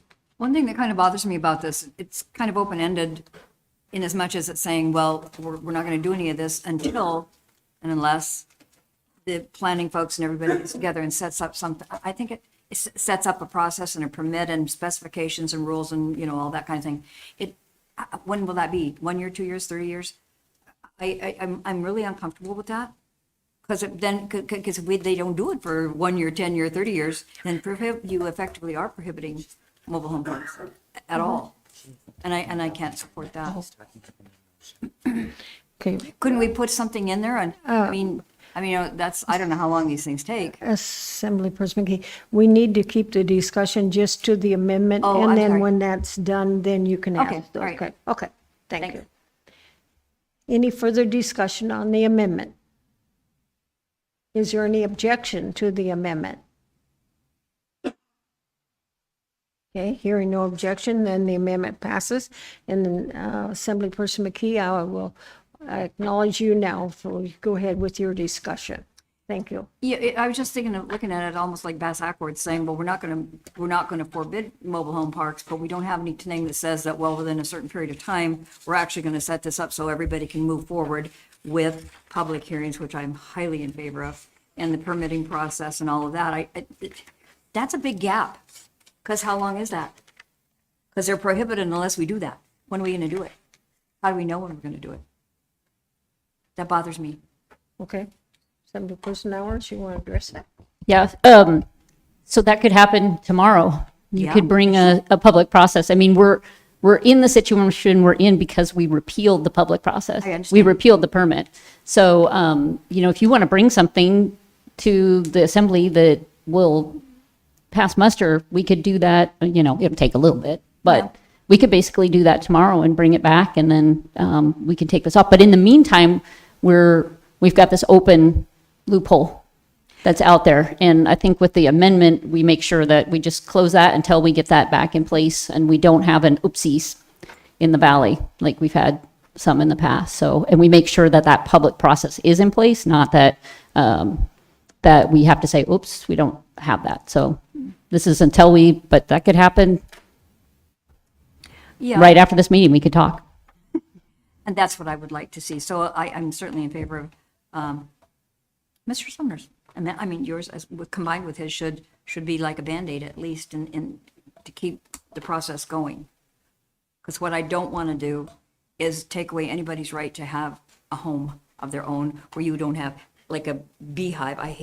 I'm sorry, but I dwelled in a lot of apartments and I could give you some real interesting conversations you could hear through walls. But people don't want to live like that. But if you've got your own little place, that's important. Anybody ever read Sweet Thursday by John Steinbeck?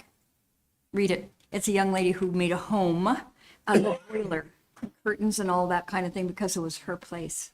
And so I want everyone to have that opportunity to have their place. And if that means speeding up the process, Alex, sorry about that, but yeah, we need to do that because we can't prohibit it. Okay. Assemblyperson Gamble.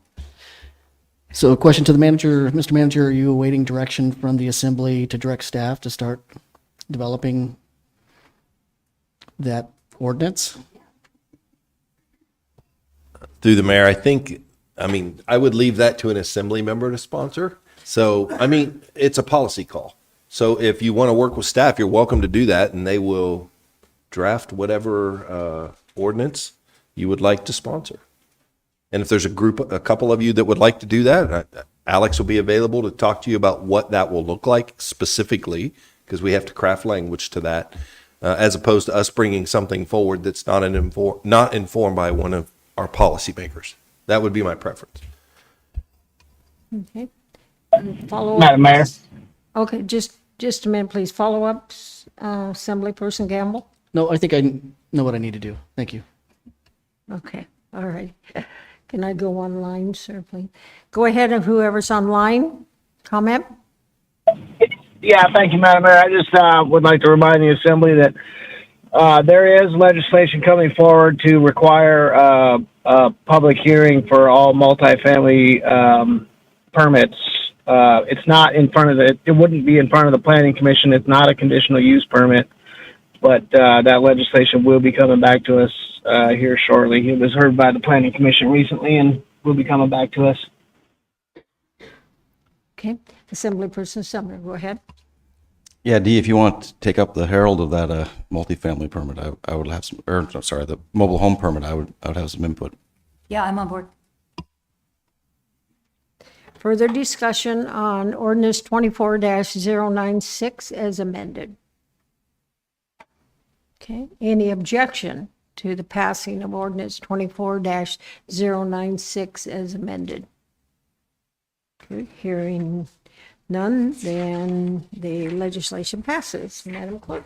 Ordinance 24-115, an ordinance approving a request from the agricultural rights owners Paul and Margaret Cook and Ben Raveski to subdivide a 320-acre farm consisting of 2 parcels into 2 40-acre parcels and 1 240-acre parcel to construct 1 permanent and 1 temporary residence to accommodate the farm families and implement an updated farm plan with an additional subunit farm plan. If you're on the phone and would like to speak to this, press star 3. Hi, Susie again. Go ahead. Staff report. Good evening. Suzanne Riley, Asset Manager with Land Management. Good evening, Madam Mayor, Assembly members, Manager Brown. We're here tonight to fulfill the requirements of the 1977 Matsu Borough Agricultural Land Sale Covenants for the subject property, which necessitate Assembly approval for certain actions, such as subdividing land, constructing buildings, or modifying a farm plan. The applicants are requesting approval of all 3 of these actions, including subdividing the farm unit into 3 parcels, none less than 40 acres, constructing 2 structures to house family members who also work on the farm, and updating their farm conservation plans. The proposed subdivision and home construction comply with code restrictions and will enable additional family members to live on site, providing immediate access to farm activities. The farm plans included in your packet have been updated to reflect these changes and are believed to be in the best interest of the farm's operation. 2 responses were received from the public notice, both in support of the proposal, and unanimously this was approved by the Ag Board. This request aligns perfectly with the intent of the code to support farming, improve productivity, and encourage family operations. Land Management has reviewed the application, visited the farm, and is in full support of approval.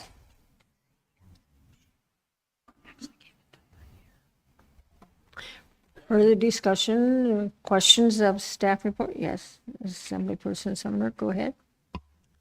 I just want to say I'm in full support of any time the government can get out of the way and let private industry succeed. Yeah, thanks. Okay, other question? I guess that's it, Susie. Thank you. I'll go ahead and open the public hearing on ordinance 24-115. So we do not have a sign-up sheet. Do we have anybody in the audience that would like to address the assembly on this ordinance? Do we have anybody online, sir? We do not. Okay, so one last chance. I'll go ahead and close. You need to come up, sir, and state your name and then. Hi, Madam Mayor, Borough Manager, Assembly members. I'm Ben Rayevsky. If you guys have any questions about this, feel free to ask. I'm here to answer any questions that you might have. Okay, that's not the way this works, but thank you. I'm really for sorry. I don't know how. Yeah, that's all right. Do you have, are you in, can I ask you yes, this? I Are am you in firmly- support of this I'm- ordinance? I'm firmly in support of this ordinance. That's what we wanted to hear. Okay. Thank you, sir. Anyone else that would like to address the assembly? Okay, with that I will close the public hearing on ordinance 24-115. Deputy Mayor. I move to adopt ordinance 24-115. Discussion by the assembly. Is there any mobile homes involved? Assembly person hours. I just wanted to thank Mr. Ritchie, and hopefully I'm not butchering your name, for coming down. And it was fun to read a little description of what you're doing on that farm with the elk ranching and all the other animals. And thank you for doing that. It's great to have the farming in the valley. Okay. Further discussion by the assembly. Madam Mayor? Yes, go ahead. Yeah, thank you, Madam Mayor. I was able to talk to Mr. Rayevsky as well. And this, this subdivision and the new farm plan and everything is exactly what the covenants were designed for. And I think this is a really good move. Further discussion by the assembly? Is there any objection by the assembly to the passing of this ordinance? Okay. Seeing and hearing none, the legislation has been passed. Ordinance 24-117, an ordinance amending MSB 5.25060C, service area number 36, Talkeetna Sewer and Water Service Area, to amend the operating rules, rates, and procedures. If you're on the phone and would like to speak to this, press star 3. Okay, thank you. Staff? Good evening, Chad Fry, Operations and Maintenance Division Manager of Public Works. Madam Mayor and the Assembly, this ordinance, it does three things. It merges two existing operations rates and policies from 2005, 2006, last updated, into one single document, reducing redundancies and simplifying verbiage for the citizens. Two, it updates the current proposed rates and fees changes, going from a standard set monthly rate to a by usage policy for both commercial and residential users. And three, it implements commercial grease traps in all commercial markets up there. This is fully supported by the advisory board out of Talkeetna Sewer and Water. Any questions? Any questions? Okay, I guess not. Thank you, sir. So I'll go ahead and open the public hearing on ordinance 24-117. No sign-up sheet. Okay. Anyone here would like to testify on this ordinance? Anyone online, sir? We do not. Okay, I'll close the public hearing, and Deputy Mayor. I move to adopt ordinance 24-117. Okay, discussion by the assembly?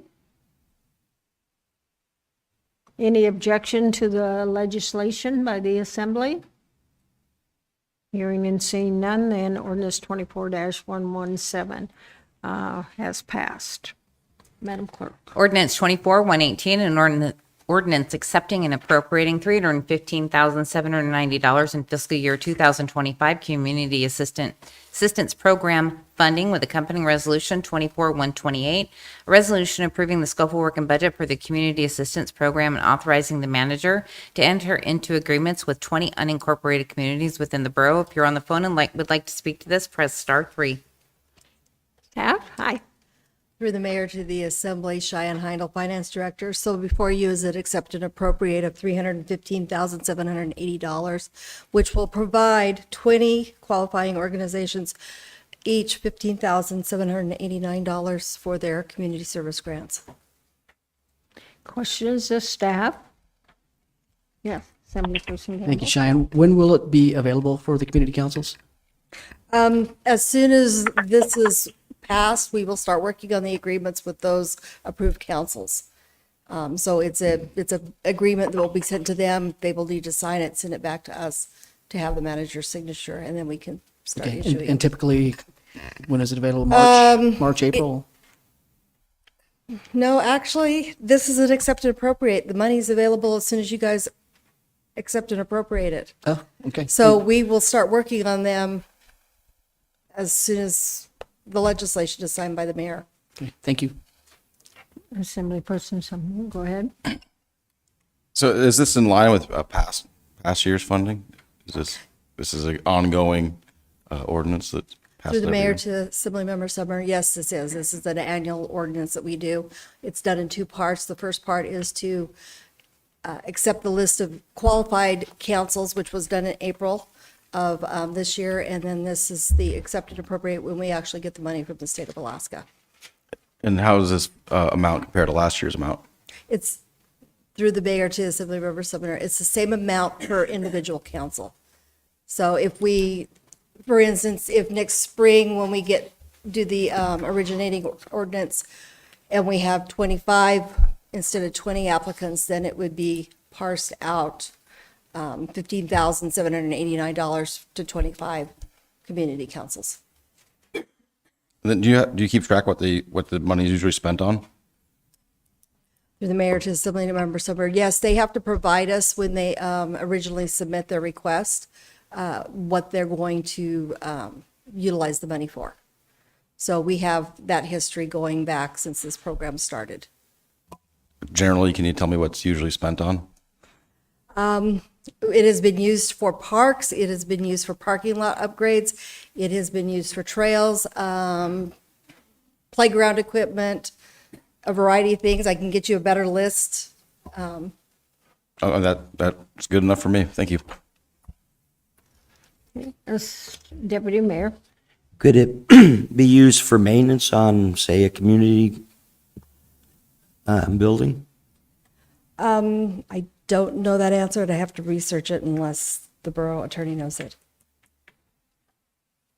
Well, the community revenue sharing grants are generally allowed for any public purpose. I mean, if it's a community building that we own, we'd have to look into the ability to do that. We'd have to look at the state grants. If it's let's say the Big Lake Lions Club is currently not ours. So if the Big Lake Community Council said, oh, hey, we have this money, we want to maintain that building with it, the answer would be yes. And through the mayor to Making Assemblymember, it go in a circle and go from the state to the borough out and then back to the borough gets complicated, but we could look into it. yeah, and through the mayor to Assemblymember Bernier, we've done that before.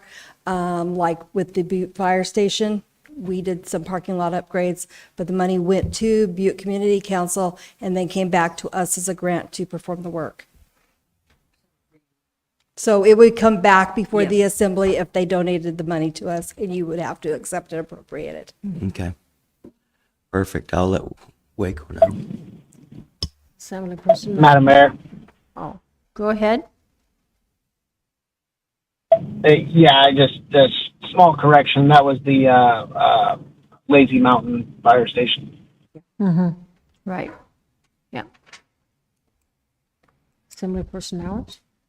Just when I was on the Gateway Community Council, we used it for things like Frontline Mission needed a heater for the area where they were giving away clothes. And then the Yak needed help with their kitchen. The local school was trying to start a kids garden. And so we funded the tools that they were, it was like $1,000 for that and some signage on the trails that they were creating. So it's been a really worthwhile program for Gateway Community Council, from my experience, being $15,000, but it's like a low barrier funding mechanism for the community to fund things. They don't have to go through a huge grant process, but we did have to document it with the borough very thoroughly. And the Gateway Community Council always made it a reimbursable thing so that we had the document. That was, I don't know that every community council does that, but we did not forward fund projects. We made sure that they got done, so we didn't end up in a situation where we had given money and the project didn't get completed. But we definitely had to, there was a lot of documentation that the community council had to send to the borough of what projects we had done and how much they had gone for. Assemblyperson Sumner, did you have a comment? Oh, actually, Assemblyperson Nowers just answered my question, which was about documentation, internal checks. Thank you. Okay. Any further questions of staff? thank you. I'll go ahead and open the public hearing on ordinance 24-118 and resolution 24-128. We're going to have a sign-up sheet. Does anyone? Yep, if you want to testify, come forth, sir. Madam Mayor, Assembly, I did not sign up for this one. It didn't occur to me until I was State your reading name, it. sir. I'm sorry, I know- Rod I know, we Hanson. know, Yeah. but- Rod Hanson with the North Lakes Council. I didn't come with prepared comments, but I was reading ahead here on the agenda. And so one, I'd like to thank the borough, and I think it's the state that actually provides the funding that you then distribute for this program. And to your earlier question, Assemblyman Sumner, the North Lakes Council actually runs a little bit of a grant program ourselves. So we have a process where we make funds available and we get applications for grants from nonprofits or just residents in the area that want to do something to improve the community.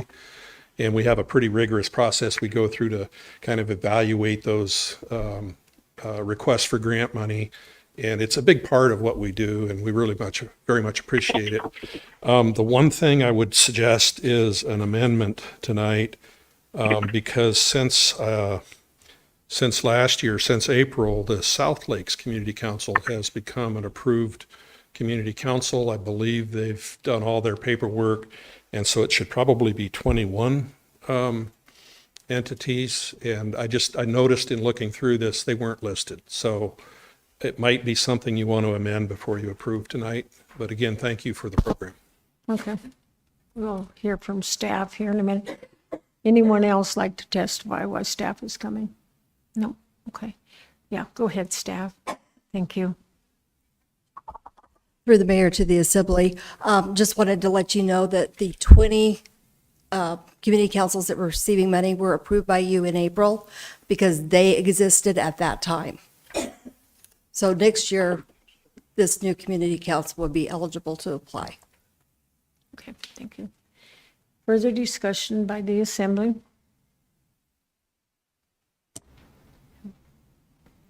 Okay, I'm sorry, shouldn't be the assembly, should be the people. Sorry. Further discussion, further input from the audience? Anybody online, sir? Nope. Okay. Go ahead and close the public hearing and Deputy Mayor. I move to adopt ordinance 24-118 and resolution 24-128. Okay, now further discussion by the assembly. Is there any objection? Hearing no objection, then ordinance 24-118 and resolution 24-128 have been adopted. Madam Clerk, that's it, huh? We're now back to the second audience participation. And if you haven't testified in the previous audience participation, you are welcome to testify at this time. So I'll open audience participation. We do not have a sign-up sheet. Okay. Do we have anybody online, sir? We do not. I think everybody's here that's maybe already testified. Okay, so I'll close audience participation. We are now on the consent agenda. And I believe we already have one item pulled, right? Madam Clerk, if you want to read the consent agenda. Resolution 24-125, a resolution providing notice and authorization to make expenditures related to Borough Transportation Infrastructure Program 2024 and reimburse the borough from related bond proceeds.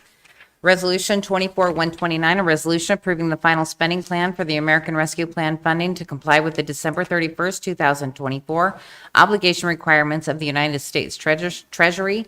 Resolution 24-130, a resolution approving the scopes of work and budgets for the Tuxedo Avenue Bridge Replacement Project and the Montana Creek Bridge Maintenance and Armoring Project, approving the amended scopes of work and budgets for the Kepler Drive Bridge Replacement Project and the Shirleytown Bridge Maintenance Project, and approving the amended budgets for the Midnight Drive Bridge and the Snowball Circle Bridge Project and the Bridge and Railroad Crossing Major Maintenance and Repair Project.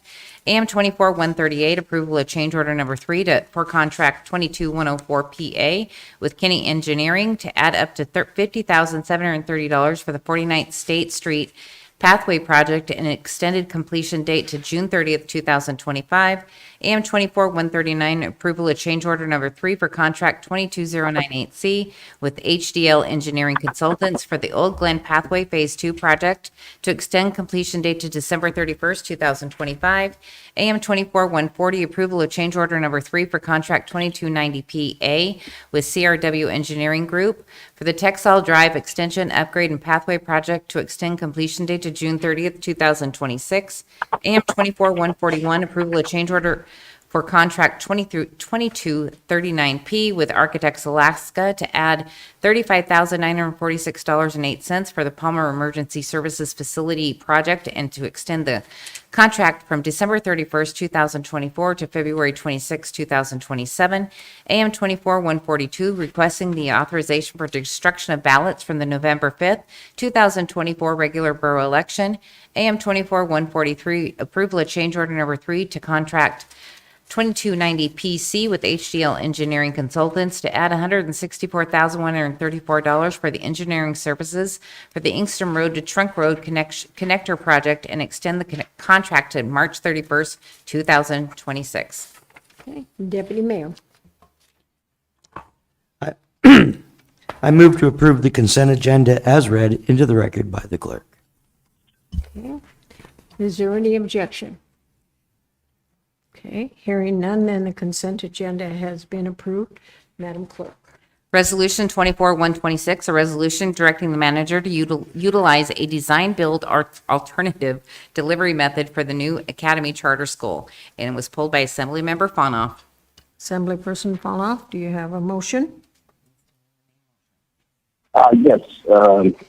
I actually, briefly, Mr. Brown has an amendment that I'd like for him to read, Well, and he will give some. Sir, you need to move the resolution first, and then you can bring up your amendment. Okay. I move the resolution 24-126. Okay, thank you. Okay, now it can do your amendment. Go ahead, sir. Thank you. Okay. Now I'd like for Mr. Brown to introduce it, and he'll give a summary on it. You want me to do it? I can go ahead and read it into the record for you, Assemblymember Fonoff. In order to give the manager and staff the flexibility to utilize the most advantageous delivery method, the following changes are proposed. I move to amend Resolution 24-126 as follows. Fourth, whereas, insert the word may to read an alternative delivery systems may result in an accelerated timeline. And the fifth, whereas, clause to strike design build is and replace with an alternative delivery method may be to read an alternative delivery method may be a good option for complex projects such as additions and continued phase developments and desire an accelerated delivery schedule. And in the now therefore be it resolved, strike utilize the design build and replace with consider an alternative to read that the assembly directs the manager to consider an alternative delivery method for the new Academy Charter School. Discussion on the amendment. Assemblyperson Sumner, go ahead. Yeah, I just wanted to call attention and ask for a ruling on a possible perceived conflict since my daughter does go to Academy Charter and kindergarten. I did consult with the attorney, and I do not believe there is a conflict here because it's part of a large class. Okay. I think I don't see a conflict because, again, it's for the general public. I guess I would be in a quandary if your daughter was, say, in the 7th or 8th grade and getting ready to go to the high school. that might narrow it down, but since she's in kindergarten, I think there'll probably be lots of students that'll go before her. So, but thank you for bringing that up. That's very important. So I don't see that you do have a conflict. Thank you, sir. Further discussion on the amendment? Yes, go ahead, sir. I guess I'm confused by what this amendment does. If I get some clarification from Fonoff, Assemblymember Fonoff, or Mr. Brown. He wants to. Yep, I was just going to see it. Oh, okay. Assembly Person Ponoff, did you want to answer or should Mike answer? I didn't hear a question here, but I think Mike has the answer for that. Okay, thank you. So through the mayor, first of all, I want to thank Assemblymember Faunov. He brought this forward. He contacted me first. In hindsight, I would probably have done this reso a little bit differently, and then an amendment wouldn't be required. So that's on me. What this does is it just provides latitude. The reason this came up is this assembly hasn't done really any large construction projects where there's been an alternative delivery method. They've all been traditional design bid build. And so before we were going to chart out on a $16 million project using an alternative method, I wanted to make sure we had a conversation with the assembly. So I didn't get sideways with anyone about heading down a road that somebody was like, why did you do that? Because if you follow code, which is your policy, it really does, it really is a low bid construct. And so all I was intending to do with the resolution is have a public conversation about it. We had that with the school board last week, and so if there were any questions, we could work through that. What the amendment does is just provides me authorization and the latitude to look at an alternative delivery. It doesn't dictate a design build. Now, having said that, you could still dictate a design build if you want to do that. Obviously, we heard from a couple assembly members at last week's joint meeting, which was helpful to me because I didn't have any sense for where the assembly would come down on this. And I know assemblies in the past, there have been members that have had very specific opinions about what delivery method they might like to see the borough use. So I just wanted to make sure we avoided a train wreck and didn't have the assembly sideways with me or me sideways with the assembly over an alternative method. So I think we're there in terms of looking at an alternative method. I don't know. I would like to have a little bit more conversations with staff so we can iron that out. We have a meeting scheduled for Friday that has those key directors and division managers in attendance. This would allow us the latitude to talk through it and decide that, and that's what the amendment does. Okay, follow-up question, sir? Yeah, would there need to be a resolution or ordinance, some kind of legislation to allow for design builds on any future projects? Or would the design bill have to come back to the assembly every time? Through the mayor, no. And I'm going to look at Nick and Russ to make sure, but I already have the authorization to do this. That's why I say in hindsight, I would do it differently if I could do it again. What I was trying to do was make sure the assembly was aware that we might do something different than we've been doing for many years now. Really haven't seen a large design build project in really a number of years. I think it was fairly prominent back in the day when COPs were being done with fire stations, and obviously it was done with Academy in the past, but it hasn't been done recently. And I was leaning on my experience with past assemblies where there were assembly members that had very specific opinions about delivery methods. And so what I did not want to have happen is just use the authorization that I already have to go down this road without having a conversation with the assembly first. I've heard that. I got a much better sense last week, and I don't get the sense that there are members that are like, oh no, we want low bid and don't depart from that. And so in the future, it may be different, but I didn't have that a week ago. And so that was what the whole idea of the conversation and the resolution was, to tee that up so we could make sure we get this project moving. But I'm not opposed to a design build. I just wasn't sure where the assembly was and didn't want to get sideways, frankly. Deputy Mayor, you got your light on? Oh, okay. Assemblyperson McKee. This is the part where I get really confused because the resolution says we're going to do a design build, but the amendment says, no, we're not. Or we might. That's how that feels to me. And then when I hear Barb talk about design build, I'm thinking, I don't know. I'd like to know how she feels about that. Can I ask her that? Nope.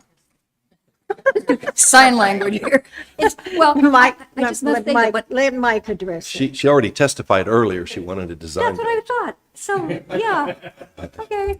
Well, And I'll speak to that because Yeah. Barb reached out to me. We had a meeting. I'll say Miss Gerard. We had a meeting. We talked through this. I understand what she wants, and I think she's the client, right? And so it would be kind of foolish of us to not pay attention to that. But at the same time, we got to weigh out these other things and make sure that we're just getting the value that we're looking for. I think this project's a good candidate, but just because Academy is, doesn't mean that Birch Tree and American are as well, right? Like, I think we're on a design build path with those two schools, and frankly, I think that's the right approach. With Academy, it's a little different, right? They have a developed site, they have an existing facility, and it's an expansion. There's a concern with the timeline, and so I think we'll have that conversation. So what the Reso said, and this is what I think this will be the third time I've said it, if I could do it again, I would have done it differently. The amendment aligns with what I would have done had I had a redo. And so, yes, it does provide additional latitude, but I'm going to be honest with you, I can live with it either way. And I've shared that with our staff. All of these delivery methods that are available to us are proven. They're valuable. We've executed them before. One of them, not very often. The design builds we've done several times before. And obviously we do plenty of design bid builds. So I don't have reservations about executing these different methods. Obviously we have more experience with some than others, but I think we have capable staff that can navigate regardless of what method we choose. This simply says we're going to give you, the manager, the discretion to make that decision. Assemblyperson McKee, it broadens what originally was proposed. Gives more flexibility. I do see that, but sometimes I'm kind of one of those people, don't bring me 32 dresses to try on, bring me 2. And I'm more comfortable with that, because then I just get all kind of like scattered around. But I also look at the fact that Mr. Ard is in the trenches and she really knows what worked and she really knows what would work. So no offense, but that's my direction that I'm heading in, having seen how that works. And it's only for Academy Charter, it doesn't say it, right? I mean, isn't that right? This is just, this resolution is just for Academy Charter. Correct. Yeah, well. Right, and as Mike said, they've met. Yeah. And this is acceptable. Yeah, you can. She could do sign language or something, but not verbally. Okay, go ahead. I'm going to say this, and I mean no disrespect to Barb. We should be careful about letting clients tell the borough how to execute its major multi-million-dollar construction projects. I think what the client has to say is really important, because, and I'll say this, and I'll just get in trouble with everybody. I would not want a fire chief to do that either, right? Like, I think that's what, I figured I might as well just spread the Christmas cheer. Christmas joy. But that's why we. You're supposed to sing it, Mike. You're supposed to sing it. I will spare you all that. But that's why we have a purchasing department, right? Is so that we can make sure there's consistency and standardization in our policies, and that we can demonstrate value reliably, because we're responsible for stewarding these funds. I highly value what Barb has to say about this. And again, I can live with this either way. I appreciate Mr. Fonoff sponsoring. I appreciate him giving me the latitude by being willing to bring this amendment forward. I can live with whatever you decide tonight. Amendment, no amendment. The intent of this was just to have a conversation so we didn't head down a path and you're wondering why. And I meant no disrespect to fire chiefs, just for the record, Mr. Gamble. Did you, or I don't know who had their, Assemblyperson Gamble. I don't Since know you who brought had up their hand up fire first. chiefs, and I am a fan of design build, because I was there when we were doing those COPDs or COPs. COPD, that's my EMS coming out of me. But I also appreciate you having the flexibility to make that determination based on all the information and the facts that you gather while you're doing the research before you start on this project. Thank you. Assemblyperson Nowers, go ahead. I think we know which way this project's going to go, but I just appreciate that it did come before us, that if you're going to divert from the low bid process, I think it's good for the assembly to know that and kind of understand the pluses. Yeah, exactly. So thank you. Further discussion on the amendment? Is there any objection to the amendment? I'm sorry, go ahead, online? Yeah, just Dimitri. I wanted to say, I think we'll be well informed, and I'm just going to ask Lindsay Brown to keep us updated which options she sees as the process goes on, and just give us a summary and if there is any changes so that we're fully aware. And I think that's a very reasonable way moving forward with this. Any objection to the amendment? Okay, so the amendment passes. And now we will go to Resolution 24-126 as amended. Discussion. Any objection to Resolution 24-126 as amended? I would only say that if it were anybody else but Mike Brown, I probably would not trust it. You know what I'm saying? So I'm counting on you, Mike. Manager. I don't feel. Any objection to Resolution 24-126 as amended? Okay, hearing none, then the resolution has passed. And let's see, Madam Clerk, where are we here? Okay, go for it, lady. I guess maybe I should just say there's no unfinished business and there's no vetoes. Now, go, there you are. Introduction for public hearing for January 7th, ordinance 25001, ordinance 25-2 with accompanying resolution 25-1, and ordinance 25-3. Okay, Deputy Mayor.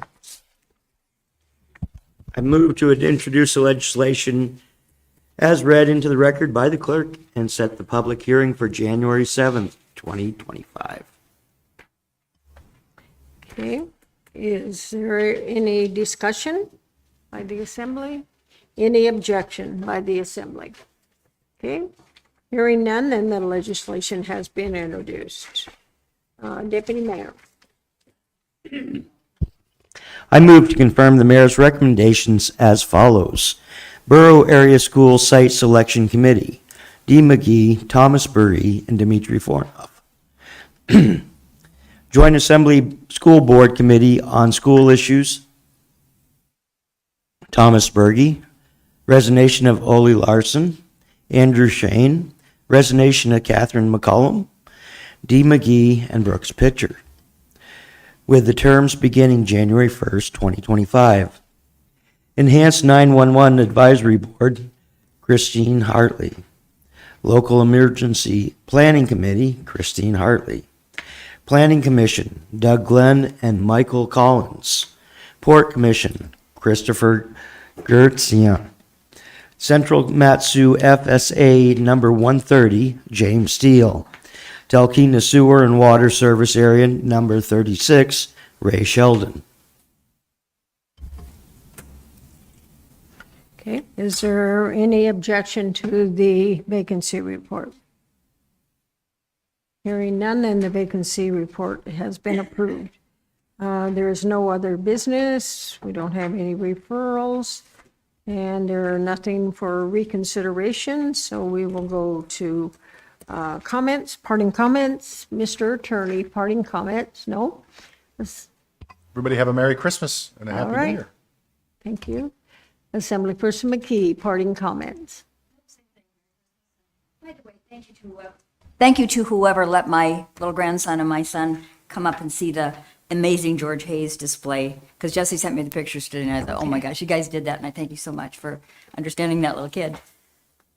So. Okay, Deputy Mayor, parting comments. Yeah, I'd like to everybody thank you for coming out. Merry Christmas, and I want to thank the Lord. We thank you, Lord, for the love and grace. Please bless our valley, our state, our country. Please help us to love one another, to help the less fortunate, to take care of our elders, and to train our children up in your love. Please keep our first responders and military safe. Please give our leaders wisdom and understanding. Please open our hearts to the real reason of this season. May we be filled with your Holy Spirit and share your love. Please help the poor, sick, and the addicted. In Jesus' name, amen. Can I add an addendum, kind of like to his? Can I just say something? Sure, go ahead. My church made these like 500 boxes that had ham and potatoes and pie and all, and the house of bread. People donated this stuff, and then they said to us, go out and find somebody that you think will need food for the soul or food for the body. You know that guy that hangs at Fred Meyer's that sits below the sign? And the pastor said, God will tell you which one to give it to. And I'm thinking, I'm not sure about this. And I didn't know how the man was going to react, because you don't know. And you know what he said? I'm going to cry. He said, you know what? I really appreciate this. And he said, I know some other folks that I would like to share this with. For God's sake, there's a man who has nothing, and he was going to share what he was given. I think people should just hear that. Go ahead. Assemblyperson Hours, parting comments? I'm just saying this because then I can say it to all the assembly members without having the attorney getting on my case about Open Meetings Act or myself. If we're talking about the mobile home parks, the public process was the big thing for me, but there was a couple other things that we were in that permit process that was repealed. And those two things are the requiring a visual vegetated buffer. That's not part of the multifamily. The multifamily requires vegetation every 40 linear feet that are 3 feet to start within 2 years of the development. So it's just a little different. And I think that could make a big impact on how people feel about the property going in next to them. And then the other thing was there was a requirement in the mobile home park permit for open space, like a playground in mobile home park. So if anybody's kind of chatting like how we might come back with a public process, I'd just like to put those two things on the table. And then, Merry Christmas to everybody. And I think I'll nominate our borough attorney to sing his next report to us. Can I do it in Greek?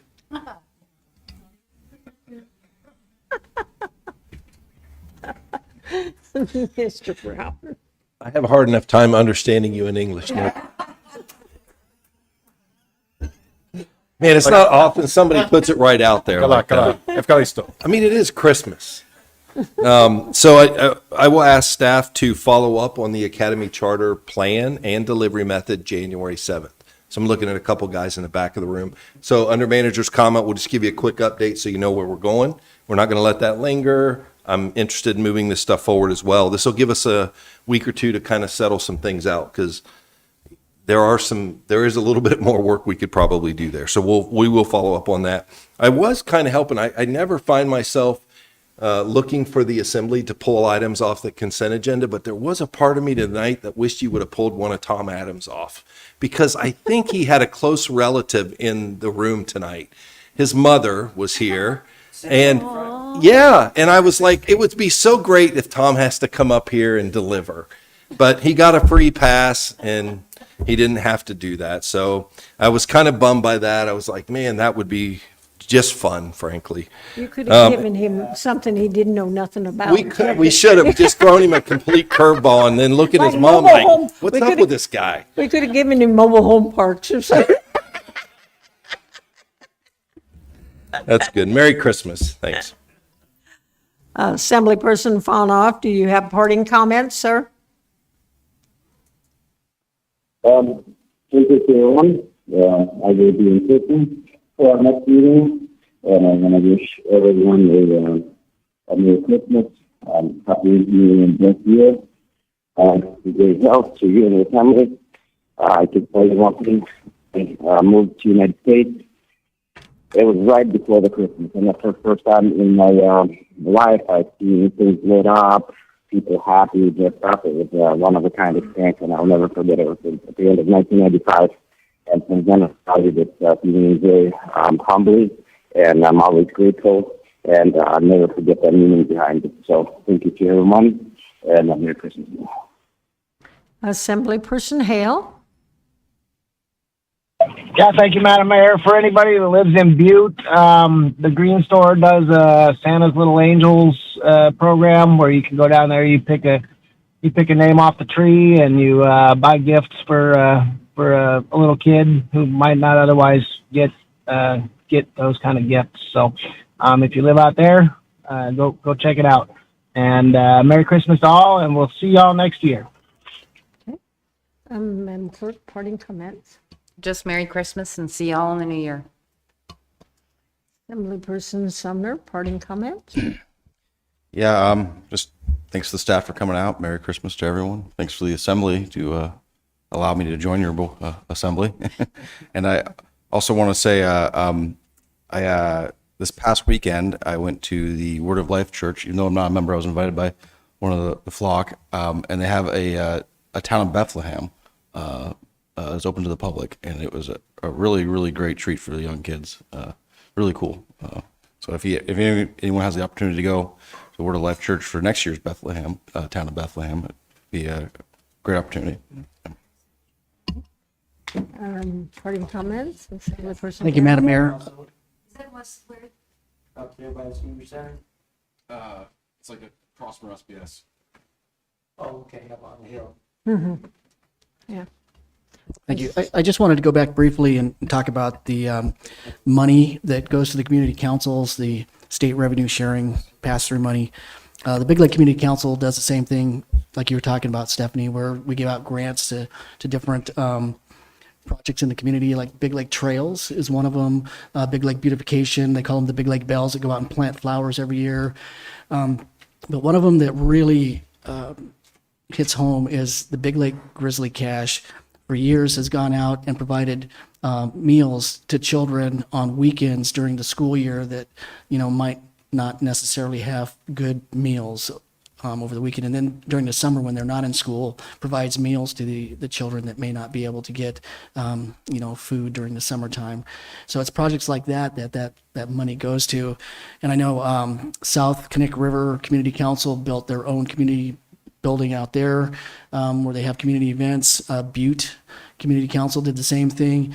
And then last Thursday, I was out at Point Mac, and they've done the same thing. They've built their own community center out there, and they had this wonderful Christmas presentation out there with the Mennonites came out and provided a meal for the entire community, and we sang Christmas carols and just had a wonderful evening out at Point Mac. And it was all because of this money that's passed through to these communities. They were able to build these facilities to have community gatherings and do things in their own community. So it's a great use of state revenue sharing, and I just wanted to share that with everybody. Merry Christmas to those that I don't see on Thursday. Thursday morning we have the meeting at the LIO with our legislators, and I look forward to spending some time with them. And for those of you that I don't see Thursday, Merry Christmas, Happy New Year, and we'll see you in January. Okay. For the past few years, there's been a mayor's challenge on ringing the bell for the Salvation Army. And so on Saturday, Mayor Cole and I did it at Fred Meyer in Wasilla. We won't know for a few weeks whether we won or not, because they base it up on how much money you collect, and so we don't know. As I had stated when we had the joint meeting, that one of the things I'm getting excited about in 2026, I know it's not even 2025 for a few more days, but 2026 is the 250th anniversary for the United States. And right now, we had our first task meeting, Zoom meeting today, and we did get the school district on because, as you know, what I was encouraging them was to be sure we get this into their curriculum in 2026, as well as there's essays that are going on right now that people have to get in by the 15th of April. And so Katie was on today getting some more information on that. And so you'll hear me talk quite a bit about that. Next month, I'll probably do a proclamation just to encourage people and to get, because I don't know, the governor has done an administrative order, but I don't know too many people that I have said something to them about 2026, and they're like, oh, we have to do 2025 first. I said I understand that. So anyway, Merry Christmas and Happy New Year, and we'll see you at breakfast on Thursday. Oh, we are adjourned at 8:30.